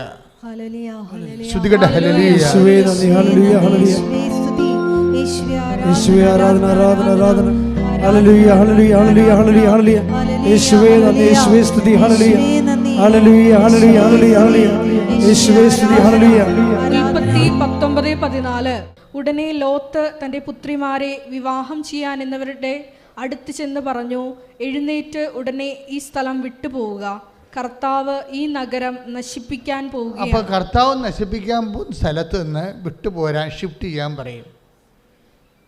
അതായത് നമ്മൾ തിന്മകളിലാണെന്നെങ്കിൽ അവിടെ എപ്പോഴായാലും നാശം വരും. ദൈവത്തിന് കമ്മ്യൂണിക്കേറ്റ് ചെയ്യാൻ പറ്റത്തില്ല. അതാണ് പ്രശ്നം. ദൈവത്തെ കമ്മ്യൂണിക്കേറ്റ് ചെയ്യാൻ പറ്റത്തില്ല. അപ്പം നിങ്ങളുടെ തിന്മയുടെ ഒരു അവസ്ഥയിലാണ്, കെട്ടുപാടിലാണ്, ചുറ്റുപാടിലാണെന്നുണ്ടെങ്കിൽ എൻ്റെ മക്കളെ വിട്ടുപോരേണ്ടി വരും. ദൈവത്തിന് നിങ്ങളെ സഹായിക്കാൻ പറ്റത്തില്ല. അതാണ് വിഷയം. കമ്മ്യൂണിക്കബിൾ റേഞ്ചുള്ള ഏരിയയിലല്ല നിൽക്കണത്. നിങ്ങളുടെ വിശ്വാസം നിരക്കാത്ത പ്രണയത്തിലും മറ്റു കാര്യങ്ങളൊക്കെ കുടുങ്ങിക്കിടക്കണമെന്നുണ്ടെങ്കിൽ നിങ്ങൾ ശരിക്കും മുട്ടുകയെന്ന് കർത്താവിൻ്റെ കണ്ണീരോടെ പ്രാർത്ഥിക്കണം. കർത്താവ് ഞാൻ അകപ്പെട്ടതാണ്, അല്ലെങ്കിൽ എന്നെ അകപ്പെടുത്തിയതാണ്. ഇപ്പം എനിക്ക് ഞാൻ ചെയ്യണ എല്ലാം ശരിയാണെന്ന് പറഞ്ഞുകൊണ്ടിരിക്കുകയുണ്ട്. ആണല്ലേ പെണ്ണല്ലേ, രണ്ട് ജാതിയല്ലേ, പിന്നെ അടുത്ത് വേറെ എന്നാ നോക്കാനാണ് എന്ന് പറയും. അങ്ങനെ നോക്കി അപ്പം നമ്മൾ ആ രീതി പെട്ടിരിക്കുകയാണ് സാധനം. നമ്മൾ പെട്ടതാണ്. ആണുമല്ലേ, ഇന്ന് രണ്ട് ജാതിയല്ലേ, ആണും പെണ്ണും രണ്ട് ജാതിയല്ലേ ഉള്ളൂ, പിന്നെ എന്താ ഇതിൻ്റെ വേറെ അതൊക്കെ പിന്നെ മതക്കാരുണ്ടാക്കുന്ന സംഭവമല്ലേ. പക്ഷേ വിശ്വാസത്തെ സംബന്ധിച്ചിടത്തോളം ഈ പെട്ടെന്നുണ്ടായിട്ടുള്ള ഒരു ഹൈബ്രിഡ് ഉൽപ്പന്നമല്ല വിശ്വാസം. ആണോ? ഹൈബ്രിഡ് ഉൽപ്പന്നം അല്ലല്ല. ഇത് എത്രയോ വർഷങ്ങളായിട്ട് ഊതിക്കാച്ചിയ പൊന്നുപോലെ 10,000 ദൈവദാസന്മാരുടെ ജീവിതം കൊണ്ട് വിശുദ്ധീകരിച്ച് സ്ഫുടം ചെയ്ത ഏറ്റവും ശക്തമായ ഒരു ഉറപ്പുള്ള സ്ഥലത്താണ്. കാര്യം അതിൻ്റെ ഇപ്പം നമ്മുടെ വിശ്വാസത്തിൽ തന്നെ എന്തുമാത്രം ആസ്തിഭദ്രതയാണുള്ളത്. ഇപ്പോൾ ശബശാനോസിൻ്റെ തിരുനാൾ ആഘോഷിക്കേണ്ട സഭ അത് വൃത്തികേടായിട്ട് അമ്പ് പെരുന്നാളാക്കി മാറ്റി. അതിന് നമുക്ക് പണി വരുന്നുണ്ട്, അതിരിക്കട്ടെ, ഞാനത് പറയണില്ല. പക്ഷേ എന്താ പ്രോബ്ലം എന്ന് വെച്ച് കഴിഞ്ഞാൽ അത് എന്ത് പേക്കൂത്താണ് ഈ അമ്പ് പെരുന്നാളായിട്ട് നടത്തുന്നത്? ഊളപ്പാട്ടൊക്കെ പാടി, പൂളക്കള്ളൊക്കെ കുടിച്ച് പൂളക്കള്ളം കുടിച്ച് ഊളപ്പാട്ടും പാടി പിശാസിനെ വേറെ ചെയ്തുകൊണ്ടിരിക്കുകയാണ്. അതുകൊണ്ട് സെബസ്ത്യാൻ അമ്പ് മുറിഞ്ഞ് ചത്തത് എന്തിനാണ്? ഈ മനുഷ്യൻ ദൈവമാണെന്ന് പറഞ്ഞിട്ട് മകളെ കെട്ടിച്ച് കൊടുക്കാവുന്ന ഡെക്കറേഷൻ പറഞ്ഞു, പറമ്പ് കൊടുക്കാമെന്ന് പറഞ്ഞു. തൻ്റെ പറമ്പും വേണ്ട എനിക്ക്, തൻ്റെ പെണ്ണിനെയും വേണ്ട, ഞാൻ വിശ്വസിക്കുന്നത് നിത്യജീവന് വേണ്ടിയാണ് എന്ന് പറഞ്ഞുകൊണ്ട് വിരുമാറ് കാണിച്ചു കൊടുക്കുന്ന ഒരു മനുഷ്യൻ അവൻ ക്രിസ്തുവിന് വേണ്ടി രക്തസാക്ഷിയായപ്പോൾ അവന് വേണ്ടി വേലപ്പട്ടിനെ കാണിച്ചു കഴിഞ്ഞാൽ അവനൊക്കെ വെറുതെ വിടുക ദൈവം. അപ്പം അതുകൊണ്ട് ഇങ്ങനെയുള്ള അനാചാരങ്ങൾ ഇന്നല്ലെങ്കിൽ നാളെ സഭയിൽ നിന്ന് മാറ്റേണ്ടതാണ്. ശ്രദ്ധിക്കട്ടെ. ഹല്ലേലൂയ, ഹല്ലേലൂയ, ഹല്ലേലൂയ, ഹല്ലേലൂയ, ഹല്ലേലൂയ, ഹല്ലേലൂയ, യേശുവേ സ്തുതി, ഹല്ലേലൂയ, ചെയ്യണമേ എന്ന് പ്രാർത്ഥിക്കുന്നു. ആരാധന, കൈവീശിക്കൊണ്ട് ആരാധന യേശുവേ യേശുവേ ആരാധന ആരാധന ആരാധന യേശുവേ ആരാധന. പരിശുദ്ധ പരമ ദിവ്യകാരുണ്യത്തിന് ആരാധനയും സ്തുതിയും പുകഴ്ചയും ഉണ്ടായിരിക്കട്ടെ. അപ്പോൾ കമ്മ്യൂണിക്കബിൾ ഏരിയ, റേഞ്ചുള്ള ഏരിയ, ദൈവത്തിന് നിങ്ങളെ രക്ഷിക്കാൻ കഴിയുന്ന ഇടത്തിലേക്ക്, അതാണ് ഉടമ്പടി ആദ്യം ചെയ്യണത്. ഉടമ്പടി എന്താ ചെയ്യണത്? അനുദപിക്കുക, അനുസരിച്ചാൽ നിങ്ങൾ അത്ഭുതം പ്രാപിക്കും. അതാണ് സംഭവം. ആദ്യം അനുതാപത്തിലേക്കാണ് വരുന്നത്. അപ്പം അതുകൊണ്ട് എന്താ ചെയ്യുന്നല്ലേ, അനുതാപം എന്ന് പറയുമ്പോൾ നമ്മുടെ ധ്യാന ഗുരുക്കന്മാർ പൊതുവെ പറയുന്ന ഒരു അനുതാപമല്ല. ഉടമ്പടിയിൽ അനുതാപം എന്ന് പറയുന്നത് ദൈവത്തിന് ഇൻട്രാക്ട് ചെയ്യാൻ പറ്റിയ തലത്തേക്ക് ഷിഫ്റ്റ് ചെയ്യണമെന്നതിൻ്റെ അർത്ഥം. ദൈവത്തിന് നിങ്ങളെ സഹായിക്കാൻ പറ്റുന്ന, നിങ്ങളോട് സംസാരിക്കാൻ പറ്റുന്ന, അതിന് കുറച്ച് വിട്ടു പോരേണ്ടി വരും. മനസ്സിലായേ? ലോത്തിൻ്റെ അപകടം എന്താ സംഭവിച്ചത്? ലോത്ത് കൂടാരം സൊദോം വരെ നീട്ടിയടിച്ചു. അതാണ് പ്രശ്നം. ലോത്തിൻ്റെ പ്രോബ്ലം അതല്ലേ? ലോത്ത് നശിക്കാനുണ്ടായിരുന്ന ഇടവ് എന്താണ്? ലോത്തിന് പിന്നീട് ഈ ജോർദാനൊക്കെ ലോത്തിന് ആകാൻ കാര്യം എന്താണ്? ദൈവത്തെ സംബന്ധിച്ചിടത്തോളം ജോർദാൻ കിട്ടിയോ അല്ലെങ്കിൽ മരുഭൂമി കിട്ടിയോ എന്നല്ല. മരുഭൂമി കിട്ടി എബ്രാഹാം തെളിഞ്ഞു പോവുകയും ചെയ്തു. ജോർദാൻ അന്ന് നനച്ച് വളർത്തപ്പെട്ട പുരയിടങ്ങൾ കിട്ടിയ ലോത്ത് നശിക്കുകയും ചെയ്തു. എൻ്റെ മക്കളെ, നാശവും നന്മയൊക്കെ അന്തിമമായി തീരുമാനിക്കുന്ന കർത്താവാണ്. അപ്പോൾ കർത്താവിൻ്റെ വചനം അനുസരിച്ച് നമ്മുടെ ജീവിതം പുനഃക്രമീകരിക്കുമ്പോഴാണ് നമ്മുടെ പ്രതികൂല സാഹചര്യങ്ങളെ കർത്താവ് അനുകൂലമാക്കുന്നത്. പ്രൈസ്തലോട് ശ്രദ്ധിക്കട്ടെ. ഹല്ലേലൂയ.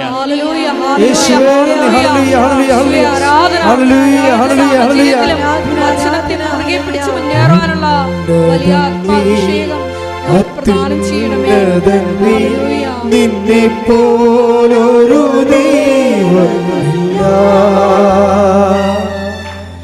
ഉന്നതൻ നീ, അത്യുന്നതൻ നീ, നിന്നെ പോലൊരു ദൈവമില്ല. അത്ഭുതവാ അതിശയവാ നീ മാത്രമേ ദൈവമെന്നും. അത്ഭുതവാ അതിശയവാ നീ മാത്രമേ ദൈവമെന്നും. ഉന്നതൻ നീ, അത്യുന്നതൻ നീ, നിന്നെ പോലൊരു ദൈവമില്ല. ഉന്നതൻ നീ, അത്യുന്നതൻ നീ, നിന്നെ പോലൊരു ദൈവമില്ല. അത്ഭുതവാ അതിശയവാ നീ മാത്രമേ ദൈവമെന്നും. അത്ഭുതവാ അതിശയവാ നീ മാത്രമേ ദൈവമെന്നും. പരിശുദ്ധ പരമ ദിവ്യകാരുണ്യത്തിന് ആരാധനയും സ്തുതിയും പുകഴ്ചയും ഉണ്ടായിരിക്കട്ടെ. പരിശുദ്ധ പരമ ദിവ്യകാരുണ്യത്തിന് ആരാധനയും സ്തുതിയും പുകഴ്ചയും ഉണ്ടായിരിക്കട്ടെ. പരിശുദ്ധ പരമ ദിവ്യകാരുണ്യത്തിന് ആരാധനയും സ്തുതിയും പുകഴ്ചയും ഉണ്ടായിരിക്കട്ടെ. ബൈബിളിലെ ശക്തമായൊരു വേർഡാണ് ഞാൻ അന്വേഷിക്കുന്നത്. ലോത്ത് സൊദോം വരെ തൻ്റെ കൂടാരം നീട്ടി നിർമ്മിച്ചു. ലോത്തിൻ്റെ ജീവിതത്തിൽ വന്ന ഏറ്റവും വലിയ മിസ്റ്റേക്ക് അവരുടെ കൂട്ടുകെട്ടില്ലേ. സൊദോമിൻ നിവാസികളെക്കുറിച്ച് അറിയാമല്ലോ. ദൈവം നശിപ്പിക്കാൻ വേണ്ടി വെച്ചിരുന്ന ഒരു സമൂഹമാണ്. ഈ കാലങ്ങളിലെ ഏറ്റവും വലിയ സഭയിൽ സംഭവിച്ച ഈ കാലങ്ങളിലെ ഏറ്റവും വലിയ ദയനീയാവസ്ഥ എന്താണെന്ന് വെച്ച് കഴിഞ്ഞാൽ, ഹോമോസെക്സ്വൽസിൻ്റെ വിവാഹം ജർമ്മൻ മെത്രാന്മാർ ബ്ലസ് ചെയ്തതാണ്. അതാണ് ഈ നൂറ്റാണ്ടിലെ ഏറ്റവും വലിയ വിപത്തെന്ന് പറയുന്നത്. സൊദോം നിവാസികളാണ് പുരുഷന്മാരും തമ്മിൽ ഇണ ചേർന്നിരുന്നത്. സ്ത്രീകളും തമ്മിൽ ഇണ ചേർന്നത്. ദൈവം അതിനെ മ്ലേച്ഛമായിട്ട് നശിപ്പിച്ച സ്ഥലമാണ്. ഈ നാശത്തിൻ്റെ സംസ്കാരം വീണ്ടും ഈ കാലങ്ങൾ രൂപപ്പെട്ടു വന്നത് ചില മെത്രാന്മാർ അതിനെ ആശീർവദിച്ചു. അപ്പോൾ ഞാൻ ഓർത്ത്, എൻ്റെ ദൈവമേ, ബെനഡിക്റ്റ് 16 മാർപ്പാപ്പ ആയിരുന്നെങ്കിൽ തീർച്ചയായിട്ടും അദ്ദേഹം ചാർജിലുണ്ടായിരുന്നെങ്കിൽ അദ്ദേഹം അതിനെ റിയാക്ട് ചെയ്തേനാ. സത്യത്തിന് സൂക്ഷിപ്പുകാരാവശ്യമുണ്ട്. അതിനുവേണ്ടിയാണ് ഹോളി സീ ദൈവം നിർമ്മിച്ചിരിക്കുന്നത്. അപ്പോൾ അതിൻ്റെ ദൗത്യം ഏറ്റെടുത്ത് ഈ കാലഘട്ടത്തിൽ ദൈവത്തിന് സാക്ഷികളായി പരിഷ്കരിക്കാൻ അത് ശക്തമായ സമയത്ത് മനുഷ്യൻ്റെ മുഖം നോക്കാതെ വിശുദ്ധിക്ക് വേണ്ടിയും സത്യത്തിന് വേണ്ടി നിലനിൽക്കാൻ സഭയെ ശക്തിപ്പെടുത്താൻ വേണ്ടി ശ്രദ്ധിക്കട്ടെ. ഹല്ലേലൂയ.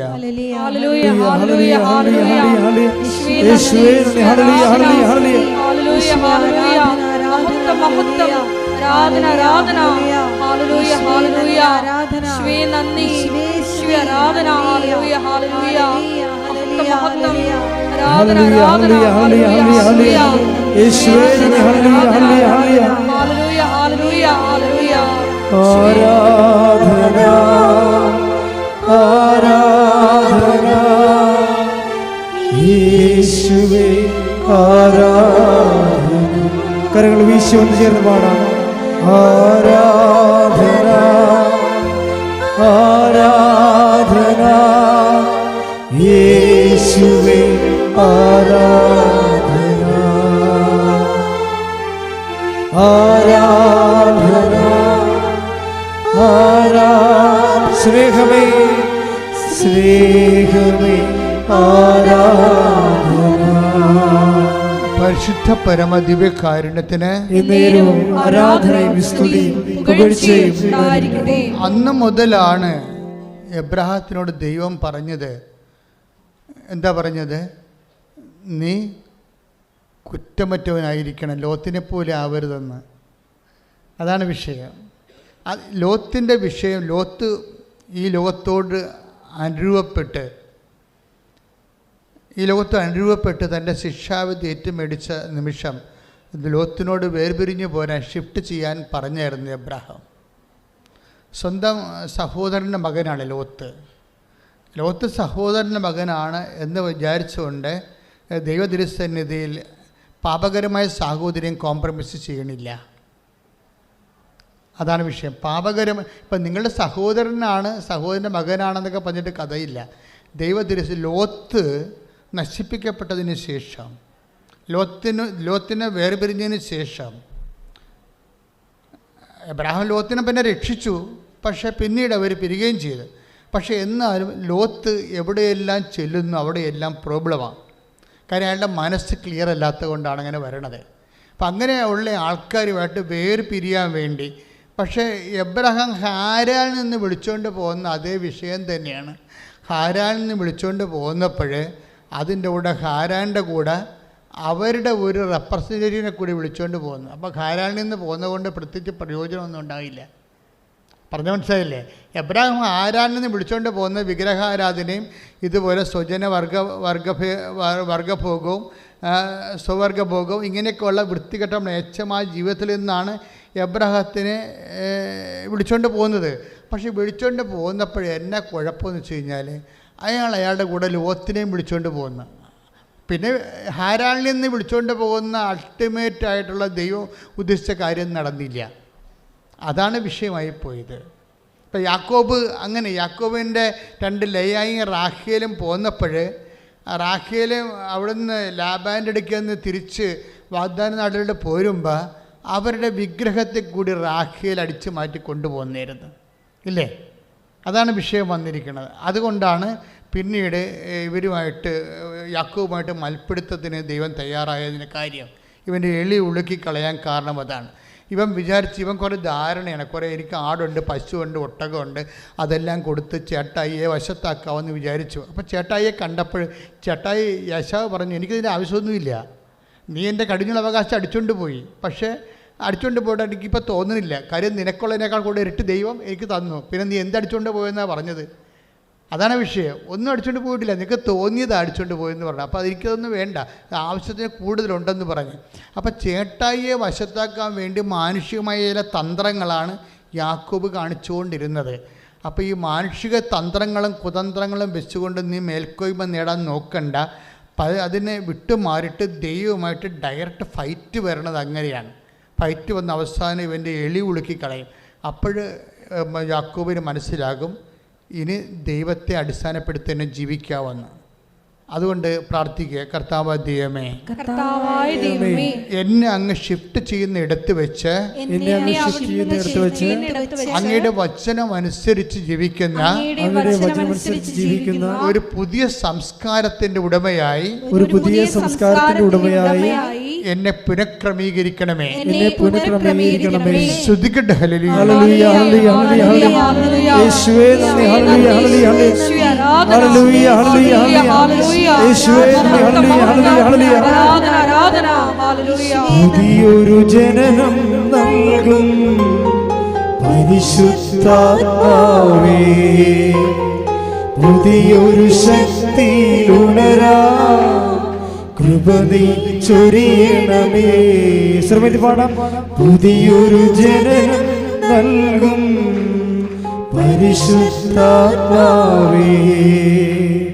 പുതിയൊരു ശക്തിയിലുണരാ കൃപ നീ ചൊരിയണമേ. പരിശുദ്ധാത്മാവേ എന്നിൽ നിറയണമേ, നിറഞ്ഞു കവിയണമേ, കവിഞ്ഞൊഴുകണമേ. പരിശുദ്ധാത്മാവേ എന്നിൽ നിറയണമേ, നിറഞ്ഞു കവിയണമേ, കവിഞ്ഞൊഴുകണമേ. കരങ്ങൾ ഉയർത്തിരിക്കാം. പരിശുദ്ധാത്മാവേ എന്നിൽ നിറയണമേ, നിറഞ്ഞു കവിയണമേ, കവിഞ്ഞൊഴുകണമേ.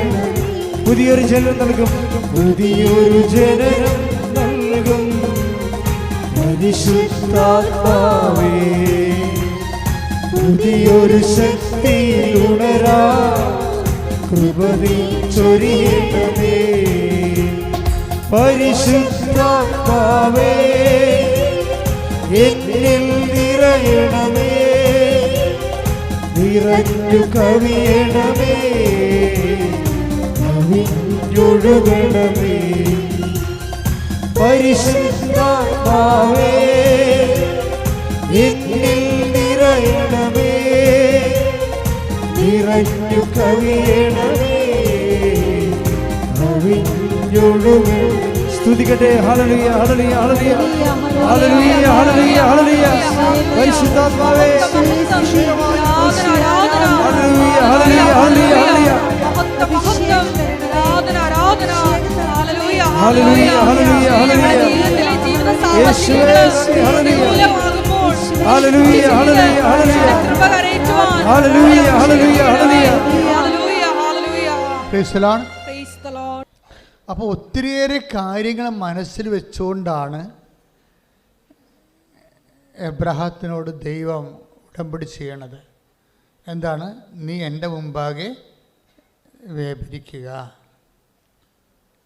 പിന്നെ എന്ത് ചെയ്യണം? കുറ്റമറ്റവനായിരിക്കുക. അതെന്താ ദൈവം അങ്ങനെ പറയാൻ കാരണം? ലോത്തിനെ പോലെ ആകരുതെന്നതിൻ്റെ അർത്ഥം. അതാണ് വിഷയം. നമ്മളെപ്പോഴും അത് ഒറ്റക്കത് വായിക്കുമ്പോൾ ഓർക്കും അതിൻ്റെ മുമ്പാകെ ദൈവമല്ലേ, ദൈവത്തിൻ്റെ മുമ്പാകെ വ്യാപരിക്കുമ്പോൾ കുറ്റമറ്റവനായിരിക്കേണ്ടത്. അങ്ങനെയല്ല പ്രശ്നം.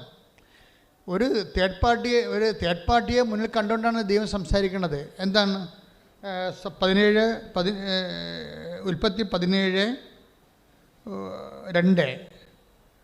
സർവശക്തനായ ദൈവമാണ് ഞാൻ, എൻ്റെ മുമ്പിൽ വ്യാപരിക്കുക, കുറ്റമറ്റവനായി വർത്തിക്കുക. Praise the Lord. അത് പറഞ്ഞ് സർവശക്തനായ ദൈവമാണ് ഞാൻ, എൻ്റെ മുമ്പാകെ വ്യാപരിക്കുക, കുറ്റമറ്റവനായി വർത്തിക്കുക.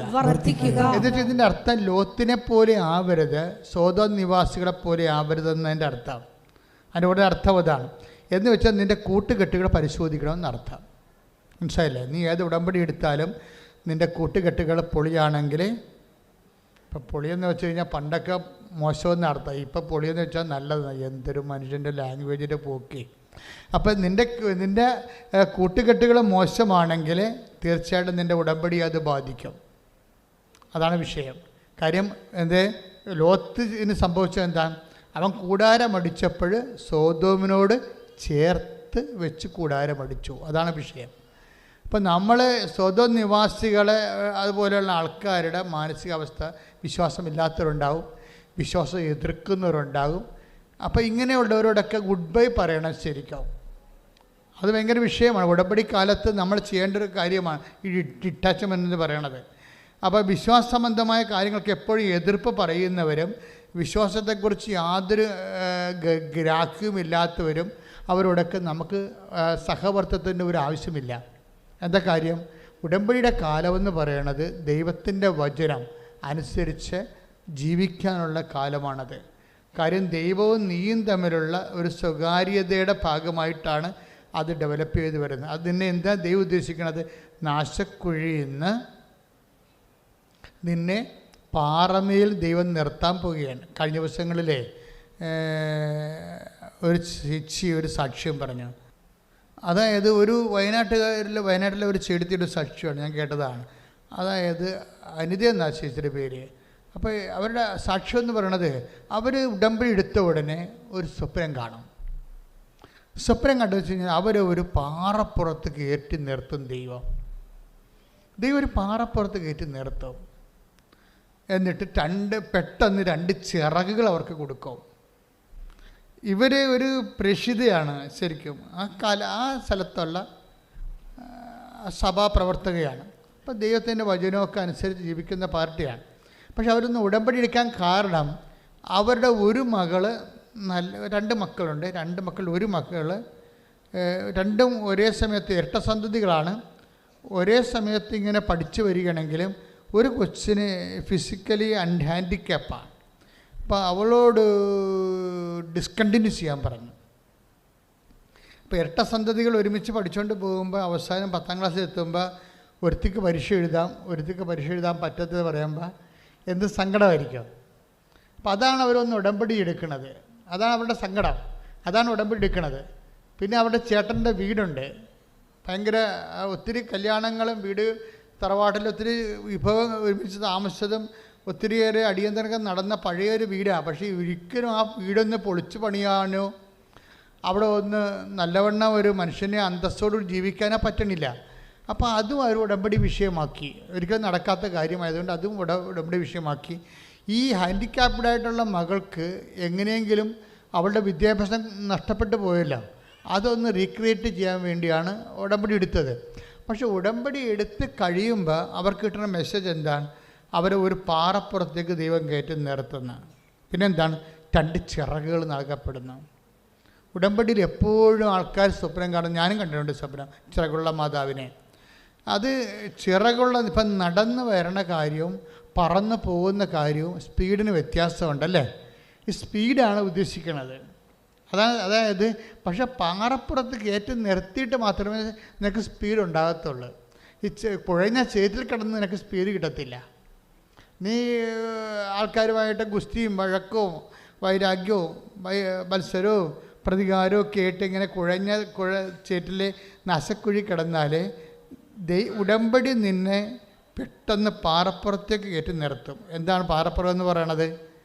4:7-24 എന്താണ്? ദൈവവചനം കേൾക്കുകയും അതനുസരിച്ച് ജീവിക്കുകയും ചെയ്യുന്നവരെ അതനുസരിച്ച് ജീവിക്കുകയും ചെയ്യുന്ന പാറമേൽ തന്റെ ഭവനം പണി ചെയ്ത ബുദ്ധിമാനായ മനുഷ്യന് തുല്യമാണ്. അപ്പൊ ഭവനം പാറമേൽ പണി ചെയ്യുകയാണ് ചെയ്യണത്. അതിന് ബുദ്ധിപരമായ വിഷയമായിട്ടാണ് ദൈവം കാണുന്നത്. ഇൻ്റലക്ച്വൽ ഏർപ്പാടാണത്, ബുദ്ധിപരമാണ്, ഇമോഷണൽ അല്ല. ചൊല്ലുകയാണെങ്കിൽ ഇമോഷണലാണ് ഇല്ലേ? ആൾക്കാർ ചൊല്ലുമല്ല പ്രാർത്ഥനകളൊക്കെ, ഇമോഷണലായിട്ടൊക്കെ ചെല്ലും. കുരിശിൻ്റെ വഴിയൊക്കെ ചൊല്ലി ആൾക്കാർ കരയണം കണ്ടിട്ടില്ലേ? അപ്പോൾ കുരിശിൻ്റെ വഴി പിന്നെ ചിലപ്പോൾ സമയത്ത് ഭാഷാപരത്തിൽ പ്രാർത്ഥിച്ച ആൾക്കാർ വിറച്ചതുള്ളും, ചിലപ്പോൾ കരയും, ചിലപ്പോൾ അങ്ങനെ ഒത്തിരി കാര്യങ്ങൾ ആൾക്കാർ കാണിക്കും. ഇമോഷണലാണ് അതെല്ലാം. പക്ഷേ കർത്താവ് പറയണത് ഉടമ്പടി ജീവിതം ഇമോഷണൽ അല്ല, ഇൻ്റലക്ച്വലാണ്. അതാണ് വിഷയം. ചൊല്ലണ കാര്യങ്ങളല്ല ഇമോഷണലാണ്. മനസ്സിലായില്ലേ? എത്രയും തീയുള്ള മതം 1000 പ്രാവശ്യം ചൊല്ലിയെന്നൊക്കെ പറയത്തില്ലേ? ചൊല്ലണ കാര്യം ഇമോഷണലാണ്. പക്ഷേ എന്താ പ്രശ്നം വെച്ച് കഴിഞ്ഞാൽ അതുകൊണ്ട് നീ ഒരു പാറപ്പുറത്തൊന്നും ആകത്തില്ല. അതാണ് വിഷയം. അതാണ് ഈ നാശക്കുഴി കിടന്ന് തന്നെ നിനക്ക് ചെല്ലൊക്കെ ചെയ്യാൻ പറ്റും. പക്ഷെ ഉടമ്പടി കൊണ്ട് ഉദ്ദേശിക്കുന്നത് പാറമേൽ തൻ്റെ ഭവനം പണി ചെയ്യണതാണ്, ചെല്ലുകയല്ല. ബുദ്ധിമാനായ മനുഷ്യന് തുല്യനാണ്. അപ്പോൾ ഉടമ്പടി ഒരു ഇൻ്റലക്ച്വൽ ആയിട്ടുള്ള ഒരു ഏർപ്പാടാണ്. പാറ ഉണ്ടാകണതും ഈ ഒരു മനുഷ്യൻ ദൈവത്തിൻ്റെ വചനം അനുസരിച്ച് കൊണ്ട് ജീവിതം പുനഃക്രമിച്ച് കഴിയുമ്പോൾ അവൻ പാറമേലായി. പിന്നെ ഉടനെ സ്പീഡ് നൽകും, ചിറക് നൽകും. അതാണ് വിഷയം. എന്ന് വെച്ച് കഴിഞ്ഞാൽ അപ്പോൾ ആ ബദിരയായ കൊച്ച് അമ്മയോട് പറയും, അമ്മ ഞാനൊരു സ്വപ്നം കണ്ട് എനിക്ക് 84% മാർക്ക് കിട്ടിയെന്ന് പറഞ്ഞ്.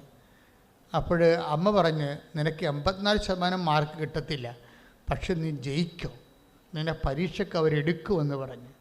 അതാണ് വിഷയം. അമ്മയ്ക്ക് കിട്ടിയിരിക്കുന്ന മെസ്സേജ് അതാണ്. പക്ഷേ 84% മാർക്ക് ചേച്ചിക്കാണ് കിട്ടിയത്, ഹാൻഡിക്യാപ്പ് അല്ലാത്ത ചേച്ചിക്ക്. പക്ഷേ ഹാൻഡിക്യാപ്പായി ഇവൾക്ക് കിട്ടിയിരിക്കുന്ന 79% മാർക്ക് കിട്ടി. കൈയിടിച്ച് കർത്താവിനെ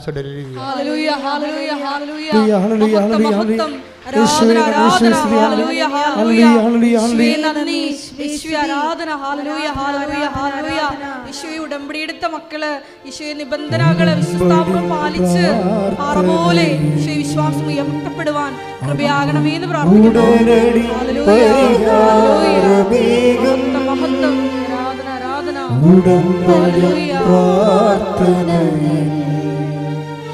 അമ്മ ഉടനടി പരിഹാരമേകും, അവൻ പറയുന്നതും ചെയ്തിടുകിൽ, ജീവിതം ധന്യമായി തീർന്നിടും. അവൻ പറയുന്നതും ചെയ്തിടുകിൽ, ജീവിതം ധന്യമായി തീർന്നിടും. ആവേ ആവേ ആവേ മരിയ, ആവേ ആവേ ആവേ മരിയ, ആവേ ആവേ ആവേ മരിയ, ആവേ ആവേ ആവേ മരിയ. പരിശുദ്ധ പരമദിവ്യകാരുണ്യത്തിന് ആരാധനയും സ്തുതിയും പുകഴ്ചയും ഉണ്ടായിരിക്കട്ടെ. എൻ്റെ മക്കളെ, ഇത് ടെക്നിക്കലായിട്ട് മനസ്സിലാക്കേണ്ട ഒരു വിഷയമാണ് ഉടമ്പടി. അതെന്ത് സംഭവിച്ചിരിക്കണമെന്ന് വെച്ച് കഴിഞ്ഞാൽ ഇപ്പം തന്നെ ഉൽപ്പത്തി 13:12 take the word of God. ഉൽപ്പത്തി 13:12. ഉൽപ്പത്തി 13:12. അബ്രാം കാനാൻ ദേശത്ത് താമസമാക്കി. അബ്രഹാം കാനാൻ ദേശത്ത്, ഒന്ന് പറഞ്ഞേ. അബ്രഹാം കാനാൻ ദേശത്ത് താമസമാക്കി. ലോത്ത് സമതലത്തിലെ നഗരങ്ങളിലും വസിച്ചു. ലോത്ത് സമതലത്തിൽ. അവൻ സോതോമിനടുത്ത് കൂടാരമടിച്ചു. അവൻ സോതോമിനടുത്ത് കൂടാരമടിച്ചു. സോതോമിലെ ആളുകൾ ദുഷ്ടന്മാരും കർത്താവിന്റെ മുൻപിൽ മഹാപാപികളുമായിരുന്നു. അപ്പൊ ഈ ആൾക്കാരുടെ കൂടെയാണ് നീ കൂടാരം അടിച്ചിരിക്കണമെങ്കിൽ നിന്റെ സഹവർത്തിത്വവും സൗഹൃദ വളയുമെങ്കിലും ഉടമ്പടി കിതക്കാൻ സാധ്യതയുണ്ട്. It's A very serious thing. ഇത് 13:12 ലോത്ത് കൂടാരമടിച്ച്. എബ്രഹാം ഹാരാനിൽ കൂടാരമടിച്ചിട്ട് അവൻ ചെയ്തത് എന്താണെന്നറിയാമോ? അങ്ങനെ വചനമുണ്ട്, ബലിപീഠം നിർമ്മിച്ചെന്ന്. ശ്രുതികയുടെ മക്കളെ, യേശുവേ സ്തോത്രം. 13:18. ഉൽപ്പത്തി 13:18 വായിച്ചോളൂ. അബ്രാം തന്റെ കൂടാരം മാറ്റി എബ്രഹാം തന്റെ കൂടാരം മാറ്റി ഹെബ്രോണിലുള്ള മാമ്രയുടെ ഓക്കുമരങ്ങൾക്ക് സമീപം താമസമാക്കി. അവിടെ അവൻ കർത്താവിന് ഒരു ബലിപീഠം നിർമ്മിച്ചു. ഇത് ഉടമ്പടിയുടെ ഭാഗമായിട്ടാണ് ബലിപീഠം വരുന്നത്. നമ്മൾ ആദ്യം മുതൽ നോക്കിയാൽ മനസ്സിലാകും. നമ്മുടെ ബലിപീഠം ഉടമ്പടിയല്ലേ? ഇല്ല, പുതിയ നിയമത്തിൽ ബലിപീഠവും കർത്താവിൻ്റെ പുതിയ ഉടമ്പടിയാണ്. അപ്പോൾ ദൈവവും മനുഷ്യനും തമ്മിലുള്ള നീ എൻ്റെ വചനങ്ങൾ നിർവർത്തിച്ചാൽ ഞാൻ നിന്നെ അനുഗ്രഹിക്കും. അതാണ് ആ വചനം നിവർത്തിക്കാനും ആ നിവർത്തിച്ചു എന്നുള്ള കാര്യം അനുഷ്ഠാനങ്ങളിലൂടെ ദൈവതിരുസന്നിധി പ്രകടമാക്കാനുള്ള ഒരു മീഡിയമാണ് ഈ ബലിപീഠമായിട്ട് വരണത്. എബ്രാഹാം ഉടനെ കവനൻ്റ് നവീകരിക്കുകയാണ് ചെയ്യണത്. ലോത്തുമായിട്ട് വിട്ടുപോരും. ലോത്തുമായിട്ട് പിന്നെ അവനെ സഹകരിക്കത്തില്ല. ലോത്തിന് വിട്ടുപോന്നിട്ട് ഹാരാനിൽ അവൻ കൂടാരം അടിക്കും. ലോത്തിൻ്റെ കൂടാരം അടിച്ചിരുന്നെങ്കിൽ കാര്യം എന്താ പ്രോബ്ലം എന്ന് വെച്ച് കഴിഞ്ഞാൽ, എബ്രാഹാം ഹാരാനിൽ നിന്ന് പോന്നു. അവൻ അവിടെ വളരെ മോശമായ ഒരു സാഹചര്യത്തിൽ ജീവിച്ച ആളാണ്. അങ്ങ് എബ്രാഹാം അല്ലെങ്കിലും ആ നാട്ടുകാരെ വൃത്തികെട്ട മനുഷ്യരാണ്. അപ്പം അങ്ങനെയുള്ള മ്ലേച്ഛമായ ദൈവത്തെക്കുറിച്ച് ചിന്തയില്ല, അത് സാൻമാർഗ ജീവിതത്തെക്കുറിച്ച് ബോധമില്ല. അങ്ങനെയൊക്കെ ജീവിച്ച ഒരു അച്ചടക്കമില്ലാത്ത ജീവിതത്തിൽ നിന്ന് എബ്രാഹത്തിനെ ദൈവം വിളിച്ചുകൊണ്ട് പോകുമ്പോൾ ദൈവത്തിന് ലക്ഷ്യമുണ്ടായിരുന്നു. പക്ഷേ ദൈവത്തിൻ്റെ ലക്ഷ്യത്തെ ലോത്ത് എബ്രാഹാം തന്നെ അട്ടിമറിക്കും. എന്താ കാര്യം? ലോത്തിനെ കൂടി കൊണ്ടുപോരും. അതാണ് വിഷയം വേണ്ടത്. ലോത്തിനെ കൂടി കൊണ്ടുപോരും. നമ്മളിപ്പോൾ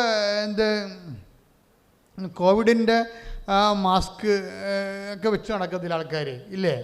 ആ മാസ്കിൽ തന്നെ അണുക്കളുണ്ടെങ്കിലുള്ള അവസ്ഥ എന്തായിരിക്കും? മാസ്ക് വെച്ചിട്ട് വല്ല കാര്യമുണ്ടോ? അതാണ് വിഷയം വേണ്ടത്. മാസ്കിൽ തന്നെ അണുക്കളുണ്ടെങ്കിൽ മാസ്ക് വെച്ചൊരു കാര്യമില്ല. അപ്പോൾ ഈ അണുക്കളുള്ള മാസ്കുമായിട്ടാണ് എബ്രാഹാം പോകുന്നത്. ആ ലോത്തിനെയും കൂടെ കൂട്ടിക്കൊണ്ട് പോകുന്നത്. അത് ദൈവത്തിന് ഒരിക്കലും ഇഷ്ടപ്പെട്ടിട്ടില്ല. അപ്പം നിൻ്റെ കൂട്ടുകെട്ട് എന്താണെന്ന് നീ നോക്കണം. ഈ ഉടമ്പടി എടുത്തു കഴിഞ്ഞാൽ നിൻ്റെ കൂട്ടുകെട്ട് എന്താണ്? നിങ്ങൾ അവരുടെ സംസാര രീതികൾ എന്താണ്? അവരെന്തിനെക്കുറിച്ചാണ് സംസാരിക്കണത്? അവരും ചിലപ്പോൾ നിൻ്റെ കൂടെ വന്ന് ഉടമ്പടി എടുത്തെങ്കിലും അവർ പറയും വല്ലപാട് ഇതൊന്നും അവസാനിപ്പിക്കണം, എന്നിട്ട് വേണം അടിച്ചു പൊളിക്കാൻ. അങ്ങനെ ജീവിക്കുന്ന ആ ലോകചിന്ത ഉള്ള ആൾക്കാരുണ്ട്. ഇങ്ങനെ ലോത്തുമാരോട് ഗുഡ് ബൈ പറയേണ്ടി വരും. ലൂത്ത് ഗുഡ് ബൈ പറഞ്ഞില്ലെങ്കിൽ ദൈവം അതായത് നീ ദൈവത്തിൻ്റെ ആളാണെങ്കിൽ നിന്നെക്കൊണ്ട് എബ്രാഹത്തിൻ്റെ കൂടെ നിന്നുകൊണ്ട് വെട്ടിമുറിച്ച് ലോത്തിനെ കളയണ കണ്ടില്ലേ? ലോത്തിനെ കളയും. എബ്രാഹാം വലിച്ചുകൊണ്ട് നടന്നിട്ട് പോലും അവിടെ അടിയുണ്ടാക്കി. നീ ആരെങ്കിലും കൂടെ കൊണ്ടു നടന്നാൽ അവൻ തന്നെ നിനക്ക് പണി തരും. ദൈവത്തിന് നിരക്കാത്ത ബന്ധങ്ങളോ സ്വന്തങ്ങളോ ഉണ്ടാക്കിയ അവരിലും തന്നെ പണി തരും. എബ്രാഹത്തിന് ലോത്തുമായിട്ട് അടിയുണ്ടായില്ലേ? അടിയുണ്ടാക്കിയ വെച്ച് അത് എരന്ന് മേടിച്ച് അടിയാണത്. ഉറപ്പല്ലേ? നിങ്ങൾ ദൈവത്തെ മാറ്റി നിർത്തിയ മാനുഷികമായ ഒത്തുതീർപ്പിന് വന്നപ്പോൾ അടി എരന്ന് മേടിക്കും ആൾക്കാർ. എബ്രാഹാം അങ്ങനെ അടി എരന്ന് മേടിച്ച ആളാണ്. എന്താ കാര്യം? ലോത്തിനെ കൊണ്ടുപോകുന്നു. അപ്പോൾ ലോത്തിൻ്റെ ഇടയന്മാർ എബ്രാഹത്തിൻ്റെ ഇടയന്മാർ തമ്മിൽ അടിയായി. Take the word of God. ശ്രുതിക്കട്ടെ. ഹല്ലേലൂയ. ഉൽപ്പത്തി 13:5-6. അവൻ്റെ കൂടെ പുറപ്പെട്ട ലോത്തിനും ആട്ടിൻപറ്റങ്ങളും കന്നുകാലിക്കൂട്ടങ്ങളും കൂടാരങ്ങളും ഉണ്ടായിരുന്നു. അവർക്ക് ഒന്നിച്ച് താമസിക്കാൻ ആ ദേശം മതിയായില്ല. കാരണം അവർക്ക് വളരെയേറെ സമ്പത്തുണ്ടായിരുന്നു. ഒന്നിച്ച് പാർക്കുക വയ്യാതായി. അങ്ങനെ അബ്രാമിൻ്റെയും ലോത്തിൻ്റെയും കന്നുകാലികളെ മേയ്ക്കുന്നവർ തമ്മിൽ കലഹമുണ്ടായി. Praise the Lord. ഹല്ലേലൂയ.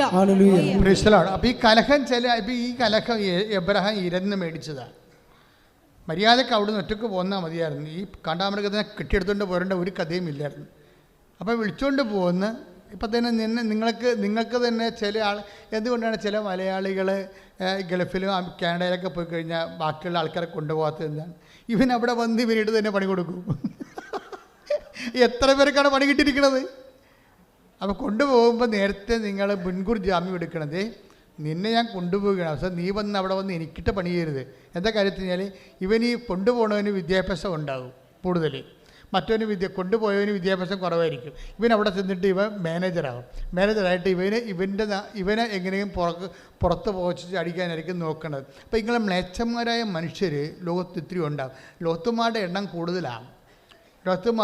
കൂടുതലാണ്. അപ്പോൾ ചില സമയത്ത് നമ്മൾ ശ്രദ്ധിക്കേണ്ട കാര്യം വെച്ച് കഴിഞ്ഞാൽ, ഈ ദൈവം നിന്നോട് വരാൻ പറയുമ്പോൾ നീ ആണ് വരേണ്ടത്. പിന്നെ ദൈവത്തിൽ നിരക്കാത്തവരെ വലിച്ചു കയറ്റി നിൻ്റെ കൂടെ കൊണ്ടു നിർത്തരുത്. എന്ന് വെച്ചാൽ നിന്നെ ദൈവത്തിൽ നിന്ന്, അതിൻ്റെ അർത്ഥം എന്താണെന്ന് വെച്ച് കഴിഞ്ഞാൽ സഹോദരനെ സ്നേഹിക്കേണ്ടെന്നല്ല, നിന്നെ ദൈവത്തിൽ നിന്ന് പിന്തിരിപ്പിക്കാൻ സാധ്യതയുള്ളവരെ. ഇപ്പോൾ കഴിഞ്ഞ ദിവസം ഇന്നലെ ഒരു സാക്ഷ്യം ഉണ്ടായി. കാര്യം അവന് ഇംഗ്ലണ്ടിൽ ഒരു പരിചയമില്ല, ഒരു പിടിപാടും ഇല്ല. അപ്പോൾ അവന് ഇംഗ്ലണ്ടിൽ പോകണം. അവന് വിസ എല്ലാം ഓക്കെയായി, പക്ഷെ താമസ സ്ഥലം ഓക്കെ ആയില്ല. അപ്പോൾ അവൻ മാതാവിൻ്റെ അടുത്ത് വന്ന് കണ്ണീരിട്ട്, മാതാവേ എനിക്ക് താമസിക്കാൻ ഒരു പരിചയവുമില്ല, ഞാൻ എൻ്റെ നാട് തന്നെ ഒരിടത്തും പുറത്ത് പോയിട്ടില്ല, പിന്നെ ഞാൻ ഇംഗ്ലണ്ടിൽ പോയിട്ട് ഇവിടെ പോയി താമസിക്കാനാണ് എന്ന് പറഞ്ഞുകൊണ്ട് ഇവൻ മാതാവിൽ നിന്ന് കരചെയ്യാൻ. അപ്പം അമ്മയുടെ രീതി എന്ന് വെച്ചാൽ അമ്മയുടെ എല്ലാ സ്റ്റോക്ക് ഉണ്ടല്ലോ, അമ്മ ഇങ്ങനെ കലവറ കാണിച്ചു കൊടുക്കും. ഉടനെ അമ്മ അവനൊരു ഇൻറ്റിമേഷൻ കൊടുത്തു, നീ ചുമ്മാ UK ഫ്രണ്ട്സിൻ്റെ ഇൻ്റർനെറ്റിലൊന്ന് സെർച്ച് ചെയ്യാൻ പറഞ്ഞപ്പോൾ ഒരു സെർച്ചിൽ ഒരു ചേട്ടായിയെ കണ്ട്. അപ്പോൾ ഉടനെ ചേട്ടായി പണ്ട് ഇവൻ്റെ കൂടെ പ്രവർത്തിച്ചതാണ് ഈ ജീസസ് യൂത്തിൽ. അപ്പോൾ ഇവൻ പറഞ്ഞ്, ചേട്ടായി ഞാൻ അങ്ങോട്ട് വരാൻ ഉദ്ദേശിക്കുന്നു, എനിക്ക് താമസിക്കാൻ സ്ഥലമൊന്നുമില്ല. അപ്പോൾ ഉടനെ ചേട്ടായി പറഞ്ഞു, നീ എളുപ്പം കയറിപ്പോരൂ, നമ്മളിവിടെ 3 ക്രിസ്ത്യൻസാണ് ഉള്ളത്. 5 പേരുണ്ട്, 2 പേര് നോൺ ക്രിസ്ത്യൻസാണ്, 3 പേര് ക്രിസ്ത്യൻസാണ്. എൻ്റെ കാറിലാണ് അവരെ ഞാൻ പള്ളിയിൽ കൊണ്ടുപോകുന്നത്, നിന്നെ ഞാൻ കൊണ്ടുപോയിക്കൊള്ളാം, എളുപ്പം വരാം പറയാം. അപ്പോൾ പെട്ടെന്നാണ് എൻ്റെ മക്കൾ, നിങ്ങൾ സത്യസന്ധമായിട്ടാണ് ദൈവത്തിൻ്റെ അടുത്ത് നിങ്ങൾ ഉപ്പ് നോക്കാൻ, ഉടമ്പടി ഉപ്പ് നോക്കാൻ വന്നാൽ മിക്കവാറും ചുണ്ട് നോക്കി തമ്പുരാൻ നല്ല വീക്ക് തരാൻ സാധ്യതയുണ്ട്. അത് ദൈവത്തെ പരീക്ഷിക്കാൻ വരിക. മറിച്ച് ജീവിക്കാൻ നിവൃത്തിയില്ലാതെ, ദൈവമേ നീ മാത്രമേ ഉള്ളൂ, നീ എന്നെ രക്ഷിച്ചില്ലെങ്കിൽ ഞാൻ രക്ഷിക്കപ്പെടാത്തവനായി ജീവിക്കും എന്ന് പറഞ്ഞ് കണ്ണീരിട്ട് കഴിഞ്ഞാൽ കർത്താവ് ചൂണ്ടിക്കാണിച്ചു തരും. നീ നടക്കേണ്ട വഴി നിൻ്റെ മുഖത്ത് നോക്കി ഞാൻ നിന്നെ ഉപദേശിക്കും. അപ്പം അങ്ങനെ പെട്ടെന്ന് എല്ലാം സെറ്റാവും. ദൈവത്തിൻ്റെ ഒരു വിടലെന്ന് വെച്ചാൽ ഉടനെ ചിറക് കിട്ടണം. ആ ചേച്ചിയുടെ മെസ്സേജ് എന്താ, കുഴഞ്ഞ് മറിഞ്ഞ ഒരു സാഹചര്യത്തിൽ നിന്ന് പാറമേൽ ദൈവം കയറ്റി നിർത്തിയിട്ട് 2 ചിറക് കൊടുത്തു. ചിറക് കൊടുത്തെന്ന് വെച്ച് കഴിഞ്ഞാൽ സ്പീഡാക്കിയെന്ന് എൻ്റെ അർത്ഥം. നിൻ്റെ ജീവിത പ്രശ്നങ്ങളെ പെട്ടെന്ന് സ്പീഡാക്കും. പക്ഷേ എങ്ങനെയാണ് സ്പീഡാകണത് അതറിയണം. വെറുതെ കുത്തിയിരുന്ന സ്പീഡാകത്തില്ല.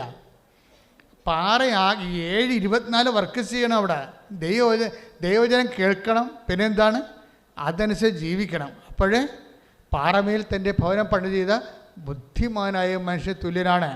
അതായത് ടാപ്പിംഗ് ഓഫ് ഗ്രേസ് ഒരു ഇൻ്റലക്ച്വൽ ബിസിനസ്സാണ്.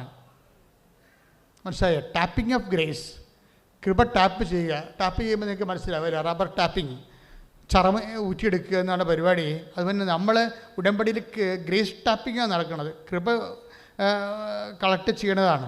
അത് ഒരു ഇമോഷണൽ വിഷയമല്ല, ബുദ്ധിമാനായ മനുഷ്യന് തുല്യനാണെന്ന്. അത് ഇൻ്റലക്ച്വൽ ആയിട്ടുള്ള ഒരു എൻഡവർ വിഷയമാണ്. അപ്പോൾ എന്തുമാത്രം നിങ്ങൾ അത് ചെയ്യുന്നു, എന്തുമാത്രം ചെയ്യുന്നു, ബുദ്ധിപരമായിട്ട് ആ വിഷയം ചെയ്യുന്നു, ചൊല്ലിയത് കൊണ്ട് കാര്യമില്ല. അപ്പോൾ എന്തുമാത്രം ചെയ്യുന്നു അതനുസരിച്ച് കൊണ്ട് നിങ്ങളുടെ ഗ്രേസ് കലിബർ വർദ്ധിച്ചുകൊണ്ടിരിക്കും. ശ്രുതികട്ടെ ഹല്ലേലൂയ. ഹല്ലേലൂയ, ഹല്ലേലൂയ, ഹല്ലേലൂയ. യേശുവേ നന്ദി, യേശുവേ ആരാധന. ഹല്ലേലൂയ, ഹല്ലേലൂയ. യേശുവേ മത്തായി 24 പ്രാർത്ഥിക്കുന്നു. വചനം കേട്ട് അതനുസരിച്ച് ജീവിതത്തെ ക്രമപ്പെടുത്തി വചനം നടപ്പിൽ വരുത്തുവാനുള്ള വലിയ അഭിഷേകം ഈ ധ്യാനത്തിൽ പങ്കെടുത്ത് പ്രാർത്ഥിക്കുന്ന ഞങ്ങൾക്ക് ഓരോരുത്തർക്കും പ്രദാനം ചെയ്യണമേ. ഹല്ലേലൂയ. കുഴിയിൽ നിന്നും കുഴഞ്ഞ ചേറ്റിൽ നിന്നും കയറ്റി, നാശകരമാ കുഴിയിൽ നിന്നും കുഴഞ്ഞ ചേറ്റിൽ നിന്നും കയറ്റി. ഹല്ലേലൂയ, ഹല്ലേലൂയ, ഹല്ലേലൂയ, ഹല്ലേലൂയ. മഹത്വവും ജ്ഞാനവും സ്തോത്രവും ബഹുമാനം ശക്തിയും ബലവും യേശുവിൽ. ആമേൻ. മഹത്വവും ജ്ഞാനവും സ്തോത്രവും ബഹുമാനം ശക്തിയും ബലവും യേശുവിൽ. ആമേൻ. മഹത്വവും ജ്ഞാനവും സ്തോത്രവും ബഹുമാനം ശക്തിയും ബലവും യേശുവിൽ. സ്തുതിക്കട്ടെ. ഹല്ലേലൂയ, ഹല്ലേലൂയ, ഹല്ലേലൂയ, ഹല്ലേലൂയ, ഹല്ലേലൂയ. യേശുവേ നന്ദി. ഹല്ലേലൂയ. യേശുവേ സ്തുതി, യേശുവേ ആരാധന, ആരാധന, മഹത്വവും ജ്ഞാനവും സ്തോത്രവും ബഹുമാനം ശക്തിയും ബലവും യേശുവിൽ.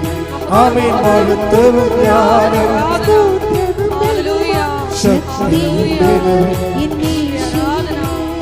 എന്റെ കർത്താവേ, എന്റെ യഹോവേ, നീ ഒഴികെ എനിക്കൊരു നന്മയുമില്ല. എന്റെ കർത്താവേ, എന്റെ യഹോവേ, നീ ഒഴികെ എനിക്കൊരു നന്മയുമില്ല.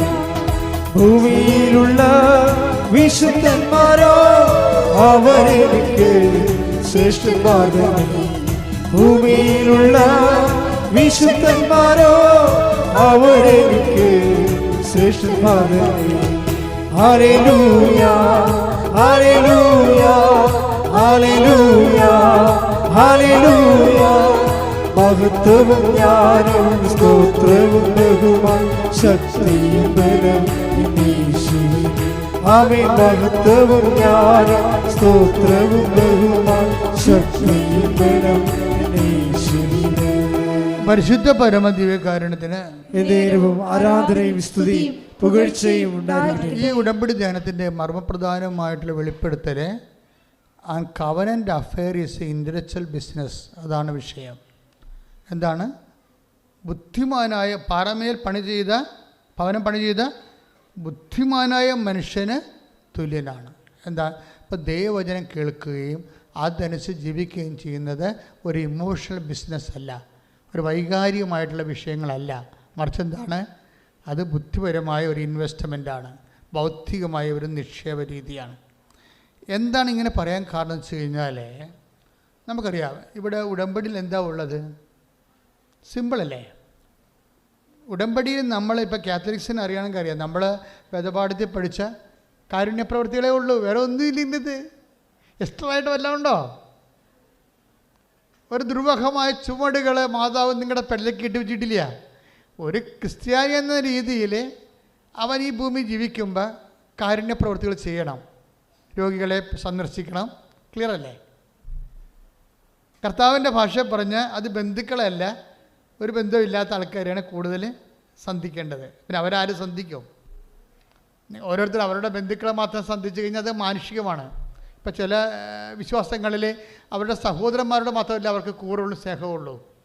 പക്ഷേ ക്രിസ്ത്യാനിറ്റി അങ്ങനെയല്ല, ശത്രുവിനോടും കൂറ് കാണിക്കണം. അതാണ് ദൈവികത എന്ന് പറയണത്. അപ്പോൾ നമ്മളെ സംബന്ധിച്ചിടത്തോളം വരുന്ന വിഷയമെന്ന് പറയുമ്പോൾ, നിങ്ങളെ സ്നേഹിക്കുന്നവരെ മാത്രം സ്നേഹിച്ചാൽ പ്രതിഫലത്തിൽ എന്താണ് അവകാശം? കർത്താവ് ചോദിക്കണില്ലേ പ്രതിഫലത്തിൽ എന്താണ് അവകാശം? അപ്പോൾ നമ്മളെ സംബന്ധിച്ചിടത്തോളം ഇൻ്റലക്ച്വൽ ഇൻവെസ്റ്റ്മെൻ്റ് എന്ന് പറയുമ്പോൾ നമ്മൾക്ക് നേരിട്ട് റിട്ടേൺസ് ഒന്നും ഇല്ലാത്ത വിഷയങ്ങളിൽ കൂടുതൽ ഇൻവെസ്റ്റ്മെൻറ്റ് ചെയ്യണം. അതാണ് സിമ്പിളും. ഉടമ്പടി ഏറ്റവും നന്നായിട്ട് വർക്ക് ചെയ്യാനുള്ള സ്ഥലം. നമുക്ക് ഡയറക്റ്റ് ഇൻവെസ്റ്റ്മെൻ്റ് ഇല്ല, ഈ റിട്ടേൺസ് ഇല്ലാത്ത. എന്താ അങ്ങനെ പറയണമെന്നറിയാമോ? നിങ്ങൾ വസ്ത്രം വാങ്ങിച്ചു, ഇപ്പോൾ നിങ്ങൾ കുറേ വസ്ത്രം കൊണ്ട് തന്നിട്ടുണ്ട്. ഇപ്പോൾ ഞങ്ങളൊരു ഓപ്പൺ കൗണ്ടർ ഇടാൻ പോവുകയാണ്. അപ്പോൾ നിങ്ങളുടെ കൂട്ടത്തിൽ തന്നെ പാവപ്പെട്ടവർ കാണത്തില്ലേ? ഇല്ലേ? അവർക്ക് ഞങ്ങളുടെ അടുത്ത് വന്നിട്ട് പറയാം, ഞങ്ങൾക്ക് എൻ്റെ മകൾക്ക് സ്കൂളിൽ പഠിക്കുകയാണ്, എൻ്റെ പപ്പായ്ക്ക് ഇന്ന ജോലിയാണ്, ഉടുപ്പ് കുറവാണ്, അപ്പോൾ ഉടുപ്പുണ്ടെങ്കിൽ അപ്പം ഞങ്ങൾ നിങ്ങളുടെ പേരെഴുതിയിട്ട് നിങ്ങൾ കയറി നോക്കാൻ പറയും. 10,000 ഉടുപ്പ് ഇവിടെ ഇരിപ്പുണ്ട്, നിങ്ങൾക്ക് ഇഷ്ടമുള്ള ഉടുപ്പ് എടുക്കാൻ പറയും. അതാണ് ഇപ്പോഴത്തെ. ഇനിയിപ്പോൾ അടുത്ത മാസം മുതൽ അത് വർക്കൗട്ട് ചെയ്യും. നമ്മൾ മുറികളൊന്നും റെഡിയായിക്കൊണ്ടിരിക്കുകയാണ്. ഇവിടെ വരുന്നവർ തന്നെ ഇവിടെ ഇപ്പോൾ ഒത്തിരി ഉടുപ്പുകൾ നമുക്ക് തരുന്നുണ്ട് ആൾക്കാർ കൊണ്ടുവന്ന്. പുതിയ ഉടുപ്പുകളാണ് പലതും തരുന്നത്. അപ്പോൾ നിങ്ങളുടെ കൂട്ടത്തിൽ തന്നെ പാവപ്പെട്ടുണ്ടാകത്തില്ലേ? അപ്പോൾ അവരങ്ങനെ കയറി നോക്കി അതിൻ്റെ അകത്തൊരു പോക്കണം കേട്ടെന്ന് വിചാരിക്കരുത്. എൻ്റെ അമ്മ മാതാവിൻ്റെ ഉടുപ്പല്ലേ, അല്ല ജോസഫത്തിൻ്റെയും കൃപാസത്തിൻ്റെ ഉടുപ്പല്ലല്ല, എൻ്റെ ദൈവത്തിൻ്റെ ഉടുപ്പല്ലേ ഞാൻ തന്നെ. അത് അങ്ങനെ ചിന്തിച്ചാൽ മതി, വേറെ ചിന്തിക്കേണ്ട, മാനുഷികമായി ചിന്തിക്കേണ്ട കാര്യമില്ല. എൻ്റെ അമ്മ മാതാവിൻ്റെ ഉടുപ്പാണ്, അത് ഞാൻ നോക്കട്ടെന്ന് നോക്കിയിട്ട് നിങ്ങൾ നോക്കണമ്പോൾ നിങ്ങൾക്ക് പറ്റുന്ന ഉടുപ്പ് ആർക്കാണ് പറ്റുന്നത് അതുണ്ടെങ്കിൽ നോക്കി എടുത്തിട്ട് ഡിനോട്ട് ചെയ്ത് പോകണം. അടുത്ത പ്രാവശ്യം വരുമ്പോൾ അത് ഞങ്ങൾ നിങ്ങളുടെ പേരിൽ പൊതിഞ്ഞ് വെച്ചേക്കും, നിങ്ങൾക്ക് ഈസിയായിട്ട് കൊണ്ടുപോകാൻ പറ്റും. അതെന്താ സംഭവിക്കണമെന്ന് വെച്ച് കഴിഞ്ഞാൽ, അങ്ങനെ നമ്മൾ ചെയ്യുമ്പോൾ അതിൻ്റെ അകത്ത് അത് തന്ന ആൾക്കാരുടെ ബന്ധുക്കൾക്കല്ല നമ്മൾ കൊടുക്കണത്. ആണോ? അല്ല, ദൈവത്തിൻ്റെ ബന്ധുക്കൾക്കാണ് കൊടുക്കുന്നത്. ദൈവത്തിൻ്റെ വചനം മനസ്സിൽ ജീവിക്കാൻ ഉടമ്പടി എടുത്തിരിക്കുന്ന ആൾക്കാർക്കാണ് നമ്മൾ കൊടുക്കണത്, അല്ലേ? ദൈവത്തിൻ്റെ ബന്ധുക്കൾക്കാണ് അത് കൊടുക്കണത്. അങ്ങനെ കൊടുക്കുമ്പോൾ ഇൻ്റലക്ച്വൽ ഇൻവെസ്റ്റ്മെൻറ്റായി, ബുദ്ധിപരമായ നിക്ഷേപമായി. കാര്യത്തിൽ നിങ്ങൾക്ക് റിട്ടേൺസ് ഇല്ലല്ല, നിങ്ങൾക്ക് അതിൽ നിന്ന് നേരിട്ട് കിട്ടണില്ല. അപ്പോൾ നിങ്ങൾ ദാനധർമ്മം ചെയ്യുന്ന ആൾക്കാരല്ലേ, ആവശ്യത്തിന് ദാനധർമ്മം ചെയ്യുന്ന ആൾക്കാരാണ്. പക്ഷേ നിങ്ങൾക്ക് ഡയറക്റ്റ് റിട്ടേൺസ് ഉണ്ട്. കാര്യം എന്താണ്? ഒന്നുമില്ലെങ്കിൽ പള്ളിപ്പോകാരെങ്കിലും അവരെ കൂട്ടുവരുമല്ല നിങ്ങളുടെ കൂടെ. അതാണ് പ്രശ്നം. അതപ്പോൾ എന്തെങ്കിലും ഡയറക്റ്റ് റിട്ടേൺസ് ഉണ്ടെങ്കിൽ അത് ഇമോഷണൽ ഇൻവെസ്റ്റ്മെൻറ്റാണ്, ബൗദ്ധികമല്ല. അതൊരു വൈകാരികമായ. അപ്പം നിങ്ങളെ നാളെ സഹായിക്കും. നിങ്ങളെ സഹായിക്കുമെന്ന് വിചാരിച്ചിട്ട് അവർക്ക് മാത്രം നിങ്ങൾ സഹായം കൊടുത്താൽ ഇമോഷണൽ ഇൻവെസ്റ്റ്മെൻറ്റാണ്, വൈകാരിക നിക്ഷേപമാണ്, റീഫണ്ട് ചെയ്യത്തില്ല. അതാണ് വിഷയം. അതുകൊണ്ടാണ് ഈശോ പറഞ്ഞത്, എൻ്റെ വചനം കേട്ടിട്ട് പാറമേൽ ഭവനം പണിയുന്ന ബുദ്ധിമാനായ മനുഷ്യന് തുല്യമാണ്. ഉടമ്പടി ഒരു ഇൻ്റലക്ച്വൽ ആയിട്ടുള്ള ഇൻവെസ്റ്റ്മെൻറ്റാണ്. അതുകൊണ്ട് നിങ്ങൾക്ക് റിട്ടേൺസ് വൈകാരികമായിട്ടുള്ള ബന്ധങ്ങളിൽ നിന്ന് കിട്ടത്തില്ല, ദൈവത്തിൽ നിന്ന് നേരിട്ടേ കിട്ടത്തുള്ളൂ. അങ്ങനെയുള്ള ഇൻവെസ്റ്റ്മെൻറ്റാണ് ഇവിടെ വേണ്ടത്. അതുകൊണ്ടാണ് ചില ആൾക്കാർ ഗവൺമെൻറ് ആശുപത്രിയിൽ പോണതും രോഗികളെ കാണുന്നതും കയ്യിലുള്ള മടക്ക് അവർക്ക് എന്തെങ്കിലും ഉണ്ടെങ്കിൽ അവർക്ക് കൊടുക്കണതും എല്ലാം. അവർ നമുക്കറിയത്തില്ല, ഇനി ജന്മത്തിൽ അവർ കാണാനും പോണില്ല. അത് ബുദ്ധിപരമാണ്. അത് ബുദ്ധിമാനായ മനുഷ്യനെന്ന് ഈശോ പറഞ്ഞ കാര്യം അതാണ്. എൻ്റെ വചനം കേൾക്കുകയും അത് ജീവിക്കുകയും ചെയ്യുന്നവർ പാറമേൽ പണി ചെയ്ത ബുദ്ധിമാനായ മനുഷ്യ തുല്യനാണ്. ഇൻ്റലക്ച്വൽ ഇൻവെസ്റ്റ്മെൻ്റാണ്, വൈകാരികമല്ല, ബന്ധു സഹജമല്ല ആ വിഷയം. അപ്പം അങ്ങനെയുള്ള ഒരു ഇൻവെസ്റ്റ്മെൻറ്റ് നടത്തുമ്പോൾ അതിൻ്റെ കൗണ്ടർ പാർട്ട് ദൈവം മാത്രമാണ്, മനുഷ്യനല്ല. നമ്മെ സഹായിക്കുന്നത് ആരെയാണ്? ദൈവത്തെയാണ്. എന്തുകൊണ്ടാണ് നമ്മൾ ദൈവത്തെ സഹായിക്കണത്? ഇപ്പം എന്തുകൊണ്ടാണ് നമ്മൾ ദൈവത്തെ സഹായിക്കണത്? അത് ഇൻ്റലിജൻ്റ് ക്വസ്റ്റ്യനാണിത്. ഉടമ്പടിയിൽ എന്തുകൊണ്ടാണ് നമ്മൾ ദൈവത്തെ സഹായിക്കണത്? കാരണം നമുക്ക് ബന്ധം സ്വന്തമല്ലാത്ത ആൾക്കാർക്കാണ് നമ്മുടെ സഹായം കൊടുക്കണമെങ്കിൽ നമ്മൾ നമുക്ക് വേണ്ടി തന്നെ അല്ല സഹായം കൊടുക്കണം, ദൈവത്തിനാണ് കൊടുക്കുന്നത്. എന്തുകൊണ്ടാണ് നമ്മൾ ദൈവത്തെ സഹായിക്കാൻ കാരണം? അങ്ങനെ സഹായിക്കുമ്പോൾ എന്താ സംഭവിക്കണത്? എന്താ വിഷയം എന്ന് വെച്ച് കഴിഞ്ഞാൽ, ഇപ്പോൾ ഒരു മരിയൻ ഇൻവെസ്റ്റ്മെൻറ്റിൻ്റെ ഒരു മരിയൻ മോഡ് ഓഫ് ഇൻവെസ്റ്റ്മെൻറ്റ് അതാണ്. അമ്മ മാതാവിൻ്റെ ഒരു രീതികളുണ്ട്. എന്നുവെച്ചാൽ അമ്മ മാതാവിൻ്റെ രീതി വെച്ചാൽ ഇപ്പോൾ ഉദാഹരണത്തിന് ഇപ്പോൾ അമ്മ ഓരോ കാര്യം ചെയ്യും. ഇപ്പോൾ വേദപാഠ പുസ്തകത്തിലുണ്ട്, ഞാൻ രോഗിയായിരുന്നു, നിങ്ങളെന്നെ സന്ദർശിച്ചു. രോഗികളെ സന്ദർശിക്കുക, മരിച്ചവരെ അടക്കുക. ഇപ്പം നമ്മൾ അടക്കാൻ ചേരുമ്പോൾ മണ്ണിടത്തില്ലേ, അതൊക്കെ മരിച്ചവരെ അടക്കുന്നതിൻ്റെ ഭാഗമായിട്ട് എടുത്ത കാരുണ്യ പ്രവൃത്തിയാണ്. അല്ലാതെ അവരുമായിട്ട് ബന്ധം പിരിയണം, മണ്ണാങ്കട്ടയും കാര്യങ്ങളൊന്നും അല്ല. അതൊക്കെ ചുമ്മാ അലവലാദികൾ ആരോട് പറഞ്ഞ് സംഭവം മരിച്ചവരെ അടക്കുക എന്നുള്ള പുണ്യപ്രവൃത്തിയാണ്. ആ മരിച്ചവരെ അടക്കാൻ നമുക്ക് പറ്റണത് ഒരു തവി മണ്ണെടുത്ത് അതിൻ്റെ തിടുകയാണ്. അത് പുണ്യപ്രവൃത്തിയാണത്, മരിച്ചടക്കുക. അത് കാരുണ്യ പ്രവൃത്തിയാണ്. പക്ഷേ കാരുണ്യ പ്രവൃത്തി നിങ്ങൾക്ക് വേണമെങ്കിൽ ഇപ്പോൾ ചില പിള്ളേർ കുഴിക്കലൊക്കെ ചെല്ലുമ്പോൾ ഞാനും ഒരു 10,700 ചവ അടച്ചിട്ടുണ്ട്. അപ്പോൾ ചില പിള്ളേരവിടെ വന്നിട്ട് വാരി എറിയണ കാണാം. അടക്കി കഴിയുമ്പോഴേ കൊച്ചു പിള്ളേരൊക്കെ ഉണ്ടാകുമല്ലോ അടക്കണ സ്ഥലത്ത്. അപ്പോൾ അവർ ആ കുഴിക്കാനുള്ള മണ്ണ് വാരി ഇടും. അവർക്ക് എന്ത് വല്ല പൊത്തും പോലെ ഉണ്ട്. ഇങ്ങനെയും നമുക്ക് കാരുണ്യ പ്രവൃത്തി ചെയ്യാം. മനസ്സിലായില്ല? മരിച്ചവരെ അടക്കുന്ന പോലെ വാരി ഇടാം. അതല്ല, അങ്ങനെയുള്ള അഭ്യാസങ്ങളല്ല സംഭവം. മരിയൻ മോഡ് ഓഫ് ഇൻവെസ്റ്റ്മെൻ്റ് എന്ന് പറയണത്, ഇപ്പം അമ്മ യേശുവിനെ സ്വീകരിക്കാനും യേശുവിനെ കൊടുക്കാനും ഒരു മരിയൻ മെത്തേഡ് നമ്മൾക്ക് നമ്മുടെ മുമ്പിൽ കൊണ്ടുവന്നിട്ടുണ്ട്. എന്താ കാര്യം? എന്ത് ഇൻവെസ്റ്റ്മെൻറ്റ് നടത്തുന്ന സമയത്തെല്ലാം ഇവരെന്നാ ഈ പെട്രോൾ അടിക്കുന്ന സ്ഥലത്ത് മൊബൈൽ ഓഫ് ചെയ്യാൻ പറയത്തില്ലേ? അല്ലേ? പെട്രോൾ അടിക്കുന്ന സ്ഥലത്ത് നമ്മൾ മൊബൈൽ ഓഫ് ചെയ്യാൻ പറയും. ഇതുപോലെ ഇന്ധനം നിറക്കുന്ന സമയത്തൊക്കെ അമ്മ നിശബ്ദയായിരിക്കും. പവർ അടിക്കുന്ന സമയത്തേ അമ്മ നിശബ്ദയായിരിക്കും. ബൈബിൾ എന്താ പറയണത്? ഹൃദയത്തിൽ സംഗ്രഹിച്ചെന്നാണ് പറയണത്. ഇന്ധനം നിറയ്ക്കണം എന്നർത്ഥം. പവർ ആർജിക്കുകയാണ് അമ്മ ഭയങ്കര. ഒന്നാമത്തെ ഇവർ ബോധജ്ഞാനത്തിന് സിംഹാസനമാണ്. നിങ്ങൾക്ക് തോന്നുന്നുണ്ടാവും ഉടമ്പടി ഇത്രയും ഇടിവെട്ട് കത്താൻ കാര്യം ഇതിനകത്തും ഇടിവെട്ട് സ്പിരിച്വാലിറ്റിയാണ്, മരിയ സ്പിരിച്വാലിറ്റിയാണ്. എന്താ കാര്യം? ഇവർ ഇന്ധനം നിറക്കണ സമയമൊക്കെ അവർക്ക് നല്ലവണ്ണം അറിയാം. അവരവിടെ പിച്ചുമ്പയും പറഞ്ഞ് എന്നോട് അങ്ങനെ ചെയ്തില്ലേ, എന്നോട് പറഞ്ഞത് യാക്കോബിൻ്റെ ഗോത്രത്തിൽ വലിയവനായിരിക്കും, ദാവീദിനെ സിംഹാസനം തരും, ആന കുരങ്ങൊക്കെ പറഞ്ഞിട്ട് ഇപ്പോൾ കാലത്തൊടുത്താണല്ലോ കിട്ടിയത്. അങ്ങനെ ഡയലോഗൊന്നും ഫിറ്റ് ചെയ്യാതെ മര്യാദയ്ക്ക് ഇന്ധനം ആ സമയത്ത് അപ്പൻ പറഞ്ഞ കാര്യങ്ങൾ മൗനമായിട്ട് സ്നേഹത്തോടെ. ഇവിടെയാണ് പ്രോബ്ലം. കാറ്റക്കിസം പുസ്തകം വായിച്ചാൽ നമ്മളാരും വിശുദ്ധരാകത്തില്ല. മരിയം പുസ്തകം വായിക്കണം. കാറ്റക്കിസം പുസ്തകത്തിലെ കാരുണ്യപ്രവൃത്തികൾ സാങ്കേതികമായിട്ടാണ് കിടക്കുന്നത്. പക്ഷേ മരിയം പുസ്തകത്തിലെ അമ്മ ഇതെങ്ങനെ ചെയ്തത്? അമ്മ ആ ജോലി ചെയ്തത് out of love, out of faith, out of fidelity, out of commitment. 4 കാര്യങ്ങളിലാണ് അമ്മ ഇത് ചെയ്തിരിക്കുന്നത്. ഉടമ്പടിയുടെ ഓരോ കാര്യങ്ങളും അമ്മ ചെയ്ത പോലെ ചെയ്യണം. അപ്പോഴാണ് ഈ സംഭവം പാറമേൽ കയറ്റി നിർത്താൻ പറ്റണത്. അപ്പോഴാണ് ചിറകടിക്കണത്. മനസ്സിലായില്ലേ? ഇതിന് ടെക്നിക്കാലിറ്റി മനസ്സിലാക്കണം. എന്ന് വെച്ച് കഴിഞ്ഞാൽ അമ്മ എന്താ ചെയ്തത്? അമ്മ ഈജിപ്തിലോട്ട് പോകാൻ പറയുമ്പോഴും ചൊരക്കുഞ്ഞിനെയും കൊണ്ട് പായും. പക്ഷെ ആരോടും പരാതി പറയത്തില്ല.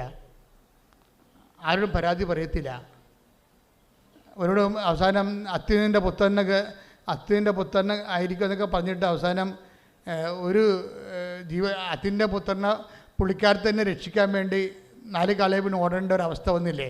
അപ്പോൾ വിശ്വാസം ജീവിതമായിട്ട് ഒരിക്കലും പൊരുത്തപ്പെടുന്നില്ല.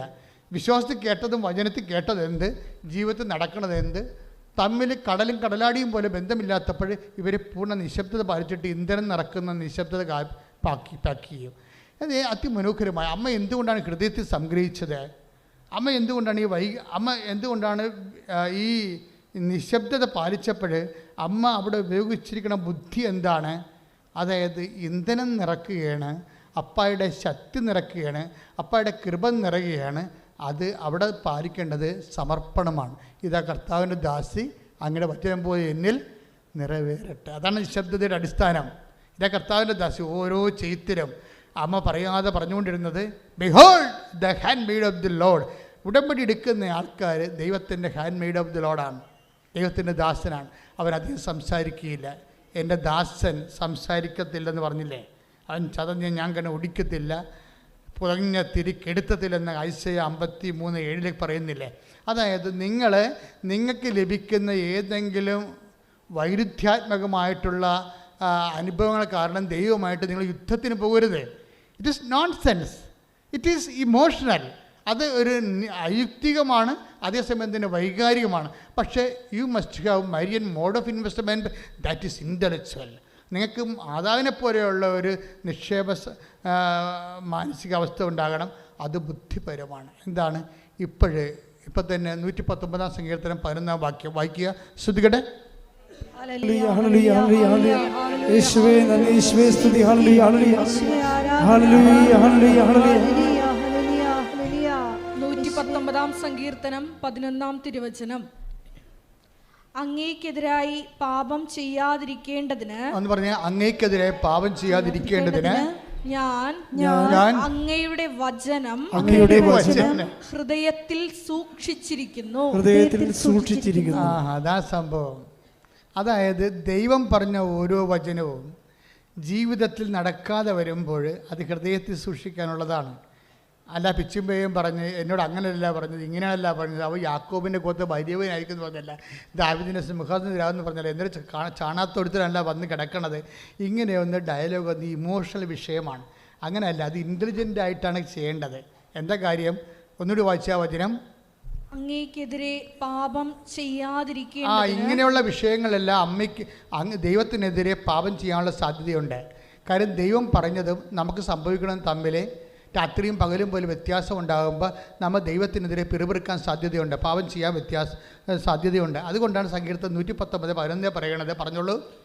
ഞാൻ അങ്ങയുടെ വചനം ഹൃദയത്തിൽ സൂക്ഷിച്ചിരിക്കുന്നു. ഹൃദയത്തിൽ സംഗ്രഹിച്ചെന്നാ പറയണതേ. അതാ പക്ഷേ 2:19, 2:52 ലൂക്കാന്റെ സുവിശേഷം. മേരി എല്ലാം ഹൃദയത്തിൽ സൂക്ഷിച്ചു. എന്തിനാണ് സൂക്ഷിച്ചത്? അങ്ങയ്ക്കെതിരെ പാപം ചെയ്യാതിരിക്കേണ്ടതിന് എന്ന് പറഞ്ഞ്, എന്റെ വിരുദ്ധ അനുഭവങ്ങളെ, വിശ്വാസ വിരുദ്ധ അനുഭവങ്ങളെ ഞാൻ ഹൃദയത്തിൽ സൂക്ഷിച്ചു. Next word of God, take it. പറഞ്ഞോളൂ അടുത്ത വചനം. കർത്താവേ അങ്ങ് വാഴ്ത്തപ്പെടട്ടെ. അങ്ങയുടെ ചട്ടങ്ങൾ എന്നെ പഠിപ്പിക്കണമേ. അങ്ങയുടെ നാവിൽ നിന്ന് പുറപ്പെടുന്ന ശാസനങ്ങളെ എന്റെ അധരങ്ങൾ പ്രഘോഷിക്കും. Praise Lord. അപ്പൊ ഈ ഹൃദയത്തെ സൂക്ഷിക്കുക എന്ന് വെച്ച് കഴിഞ്ഞാൽ അതിൻ്റെ ഒരർത്ഥം അങ്ങയ്ക്കെതിരെ പാപം ചെയ്യാതിരിക്കുക കൂടിയാണ്. അതായത് പാപം ചെയ്യാനുള്ള സാധ്യതയുണ്ട്. കാര്യം ദൈവം നമുക്ക് തരുന്ന ഓഫറും നമ്മുടെ അനുഭവങ്ങളും തമ്മിൽ രാത്രിയും പകരും പോലെ വാളും പരിചയവും ഓങ്ങി നിൽക്കും. അപ്പോൾ ഹൃദയത്തിൽ സംഗ്രഹിക്കുകയാണ് അവിടെ ഉള്ളത്. അങ്ങനെ സംഭവിക്കണമെന്ന് വെച്ചാൽ നാക്കിട്ടടിക്കരുതെന്ന് അർത്ഥം. മനസ്സിലായ? നാട്ടുകാരെ വിളിച്ച് പറയരുത്.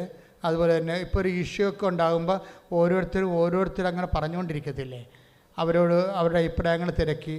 ഇപ്പോൾ എന്തെങ്കിലും നിങ്ങളുടെ ജീവിതത്തിൽ സംഭവിക്കുമ്പോൾ നിങ്ങൾ ഉടനെ നിങ്ങളെ സപ്പോർട്ട് ചെയ്യാൻ പറ്റുന്ന ആൾക്കാരെ കണ്ടുപിടിച്ചിട്ട് തിരക്കി പിടിച്ച് അവർ മൊബൈലിൽ വിളിച്ചിട്ട് അവർ പറയണം. അപ്പോൾ അവർ പറയും, ഉള്ള നീയാടി വായിട്ട് കുത്തും കേട്ട് കിടക്കുക, എൻ്റെ അടുത്താണ് ഈ നമ്പർ കാണിക്കണമെങ്കിൽ 8 അടി 2 പല്ലപ്പത്തേക്ക് താഴെ നമുക്കിവിടെ ഉപദേശം അതല്ലേ. ഇങ്ങനെയുള്ള പേപ്പട്ടികളുടെ വലിയൊരു ഉപദേശം ചോദിക്കുക. അതുകൊണ്ടാണ് അങ്ങയ്ക്കെതിരെ പാപം ചെയ്യാതിരിക്കേണ്ടതിന് ഞാൻ ഇങ്ങനെയുള്ള പേപ്പട്ടികളോട് സംസാരിക്കുന്നതിന് പകരം അങ്ങയുടെ വചനം എൻ്റെ ഹൃദയത്തെ സംഗ്രഹിച്ചു. That is Marian mode of investment. അതാണ് മാതാവ് ഇൻവെസ്റ്റ്മെൻറ്റ്. ഒരു കാര്യം വ്യക്തമാണ്, അതായത് ഒന്നുറങ്ങിക്കൊണ്ട് നേരെ വിളിക്കത്തില്ല. കർത്താവ് ഒരു വാക്ക് പറഞ്ഞിട്ടുണ്ടെങ്കിൽ അത് പാലിച്ചിരിക്കും.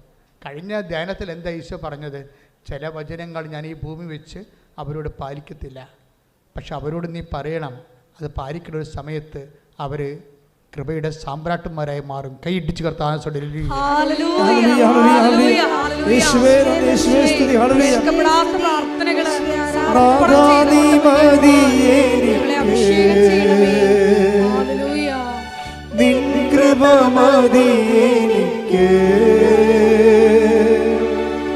നാഥാ നീ മതി എനിക്ക്, നിൻ കൃപ മതി എനിക്ക്. ഈ വരു യാത്രയതിൽ തിരുകൃപ മതി എനിക്ക്. ഈ വരു യാത്രയതിൽ തിരുകൃപ മതി എനിക്ക്. എല്ലാവരും എഴുന്നേൽക്കുക, എല്ലാവരും എഴുന്നേൽക്കുക. രോഗസൗഖ്യ പ്രാർത്ഥനയുടെ സമയമാണ്. എൻ്റെ മക്കളെ, 10,000 സൗഖ്യം പ്രാപിച്ച ഒരിടമാണ്. 10,000 ആരാധന നടന്ന മാതാ ജീവനോടെ പ്രത്യക്ഷപ്പെട്ട ലോകത്തിലെ എല്ലാ ദിവസവും സാക്ഷ്യം കേൾക്കുന്ന ഒരു സ്ഥലത്താണ് നിങ്ങൾ ദൈവം എത്തിച്ചിരിക്കുന്നത്. അപ്പോൾ തീർച്ചയായിട്ടും നിങ്ങളുടെ കണ്ണുനീരിന് ഇവിടെ അറുതി ഉണ്ടാകും. അതിന് താമസം വരത്തില്ല. എൻ്റെ മക്കൾ അച്ഛൻ്റെ വചനങ്ങൾ കേട്ടിട്ട് അതനുസരിച്ചൊന്ന് ജീവിതം ഒന്ന് പുനഃക്രമീകരിച്ചാൽ മതി. ഞാൻ സ്വന്തമായിട്ട് ഉണ്ടാക്കി ഒന്നും പറഞ്ഞിട്ടില്ല.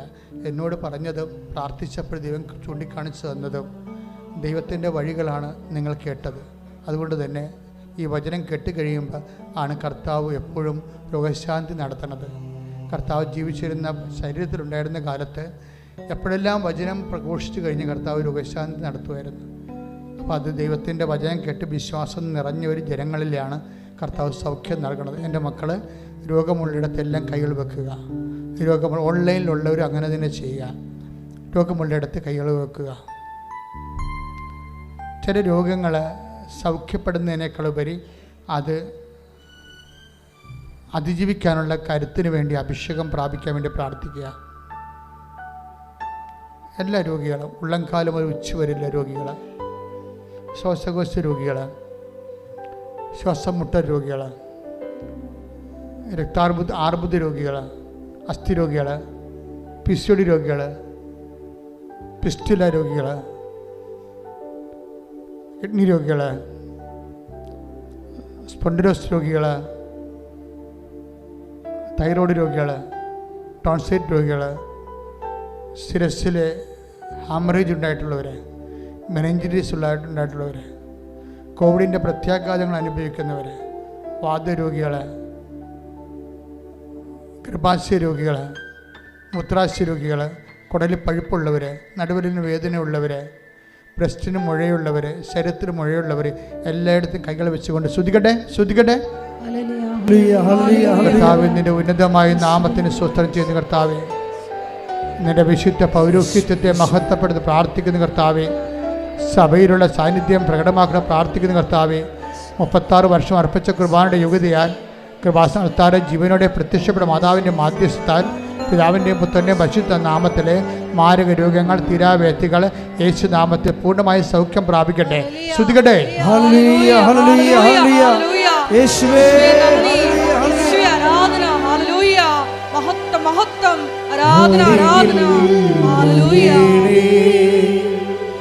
സദയം തുടരേ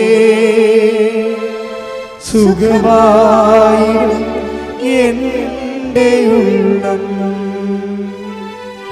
അരികിൽ വരേണേ സദയം തുടരേ സുഖമായി എൻ്റെ ഉള്ളം. പരിശുദ്ധ പരമദിവ്യകാരുണ്യത്തിന് ആരാധനയും സ്തുതിയും പുകഴ്ചയും ഉണ്ടായിരിക്കട്ടെ. എൻ്റെ മക്കളെ, ഈ മണ്ണ് നിങ്ങളുടെ കണ്ണുനീര് ഏറ്റുവാങ്ങാൻ വേണ്ടി ദൈവം സൃഷ്ടിച്ചെടുത്തൊരു മണ്ണാണ്. എന്താ അങ്ങനെ പറയാൻ കാരണം എന്ന് വെച്ച് കഴിഞ്ഞാൽ, ഓരോ മനുഷ്യന്മാരും കണ്ണുനീർ തുടച്ച് സാക്ഷ്യം പറയുന്ന അത് കേൾക്കുമ്പോൾ തന്നെയൊക്കെ മനസ്സിലാകും മനുഷ്യൻ്റെ എല്ലാവിധ വേദനകളും. ഇപ്പോൾ നമ്മൾ പ്രാർത്ഥിക്കാൻ പോകുന്നത് ജോലിയില്ലാത്തവർക്ക്, സർവീസ് പ്രോബ്ലം ഉള്ളവർക്ക്, റവന്യൂ റിക്കവറി വരാൻ പോകുന്നവർക്ക്, അതുപോലെ തന്നെ യാത്രയിലാകാൻ പോകുന്നവർക്ക്, പരീക്ഷയിലാകാൻ പോകുന്നവർക്ക്, അങ്ങനെ ജോലി സംബന്ധമായ, വസ്തു സംബന്ധമായ, ജീവിത സംബന്ധമായ എല്ലാ കാര്യങ്ങളും, വീടില്ലാത്തവർക്ക്, അങ്ങനെ നിങ്ങളെ ബാധിക്കുന്ന എല്ലാ വിഷയങ്ങളും, ഉടമ്പടി നിങ്ങൾ വെച്ചിരിക്കുന്ന കാര്യങ്ങൾ, ഉടമ്പടി പുതുക്കാൻ പോകുന്ന കാര്യങ്ങളെല്ലാം കർത്താവിൻ്റെ ഇടിമിന്നൽ പോലെ ഇടപെടലുണ്ടായി നിങ്ങൾക്കെല്ലാം സാക്ഷ്യം പറയാൻ വേണ്ടി സ്തുതിക്കട്ടെ. ഹല്ലേലൂയ, ഹല്ലേലൂയ, ഹല്ലേലൂയ. എല്ലാ ഉടമ്പടി നിയോഗങ്ങളെയും ദൈവമായ ആരാധനയോട് ചേർത്ത് ഞങ്ങൾ സമർപ്പിക്കുന്നു. കർത്താവേ, നിന്റെ ഉന്നതമായ നാമത്തിന് സ്തോത്രം ചെയ്ത് കർത്താവേ, നിന്റെ വിശുദ്ധ പൗരോഹിത്യത്തെ മഹത്വപ്പെടുത്തണമേ. സാമ്പത്തിക കടങ്ങൾ ഉൾപ്പെടെയുള്ള എല്ലാവിധ ജീവിത അവസ്ഥകളെ കർത്താവ്, ഭവനരഹിതർ, വീടില്ലാത്തവർ, വഴിയില്ലാത്തവർ, സ്വസ്ഥതയില്ലാത്തവർ, സമാധാനം ഇല്ലാത്തവർ, ജോലി സ്ഥലത്ത് പ്രോബ്ലം ഉള്ളവർ, ജോലി നഷ്ടപ്പെട്ടവർ, കർത്താവെ പെൻഷൻ ലഭിക്കാത്തവർ, അങ്ങനെ പല തരത്തിലുള്ള വിഷമം അനുഭവിക്കുന്നവർ, പരീക്ഷ എഴുതിയിരിക്കുന്നവർ, തോറ്റവർ, പരീക്ഷ റിസൾട്ട് പ്രതീക്ഷിക്കുന്ന റീവാലുവേഷന് കൊടുത്തവർ, ഭാഗോടപടി നടക്കാത്തവർ, എൻ്റെ കർത്താവിൻ്റെ ഉന്നതമായ നാമത്തിൽ തീരാവേദികൾ, എല്ലാവിധ ജീവിത ദുരിതങ്ങൾ യേശു ക്രിസ്തു നാമം നിർവീര്യമാകട്ടെ. ഹല്ലേലൂയ, ഹല്ലേലൂയ, ഹല്ലേലൂയ. എല്ലാ ജീവിതങ്ങളെയും ഏറ്റെടുക്കണമേ എന്ന് പ്രാർത്ഥിക്കുന്നു. ഈ ആരാധനയിൽ പങ്കെടുത്ത് കണ്ണുനീരോടെ പ്രാർത്ഥിക്കുന്ന എല്ലാ മക്കളെയും സ്പർശിക്കണമേ എന്ന് പ്രാർത്ഥിക്കുന്നു. ഹല്ലേലൂയ, ഹല്ലേലൂയ. മഹത്വം, മഹത്വം. ആരാധന, ആരാധന. ഹല്ലേലൂയ. സുഖമായി എൻ്റെ ഉള്ളം അരികിൽ വരേണേ, സദയം തൊഴേണേ, സുഖമായി എൻ്റെ ഉള്ളം. ഇരിക്കുക.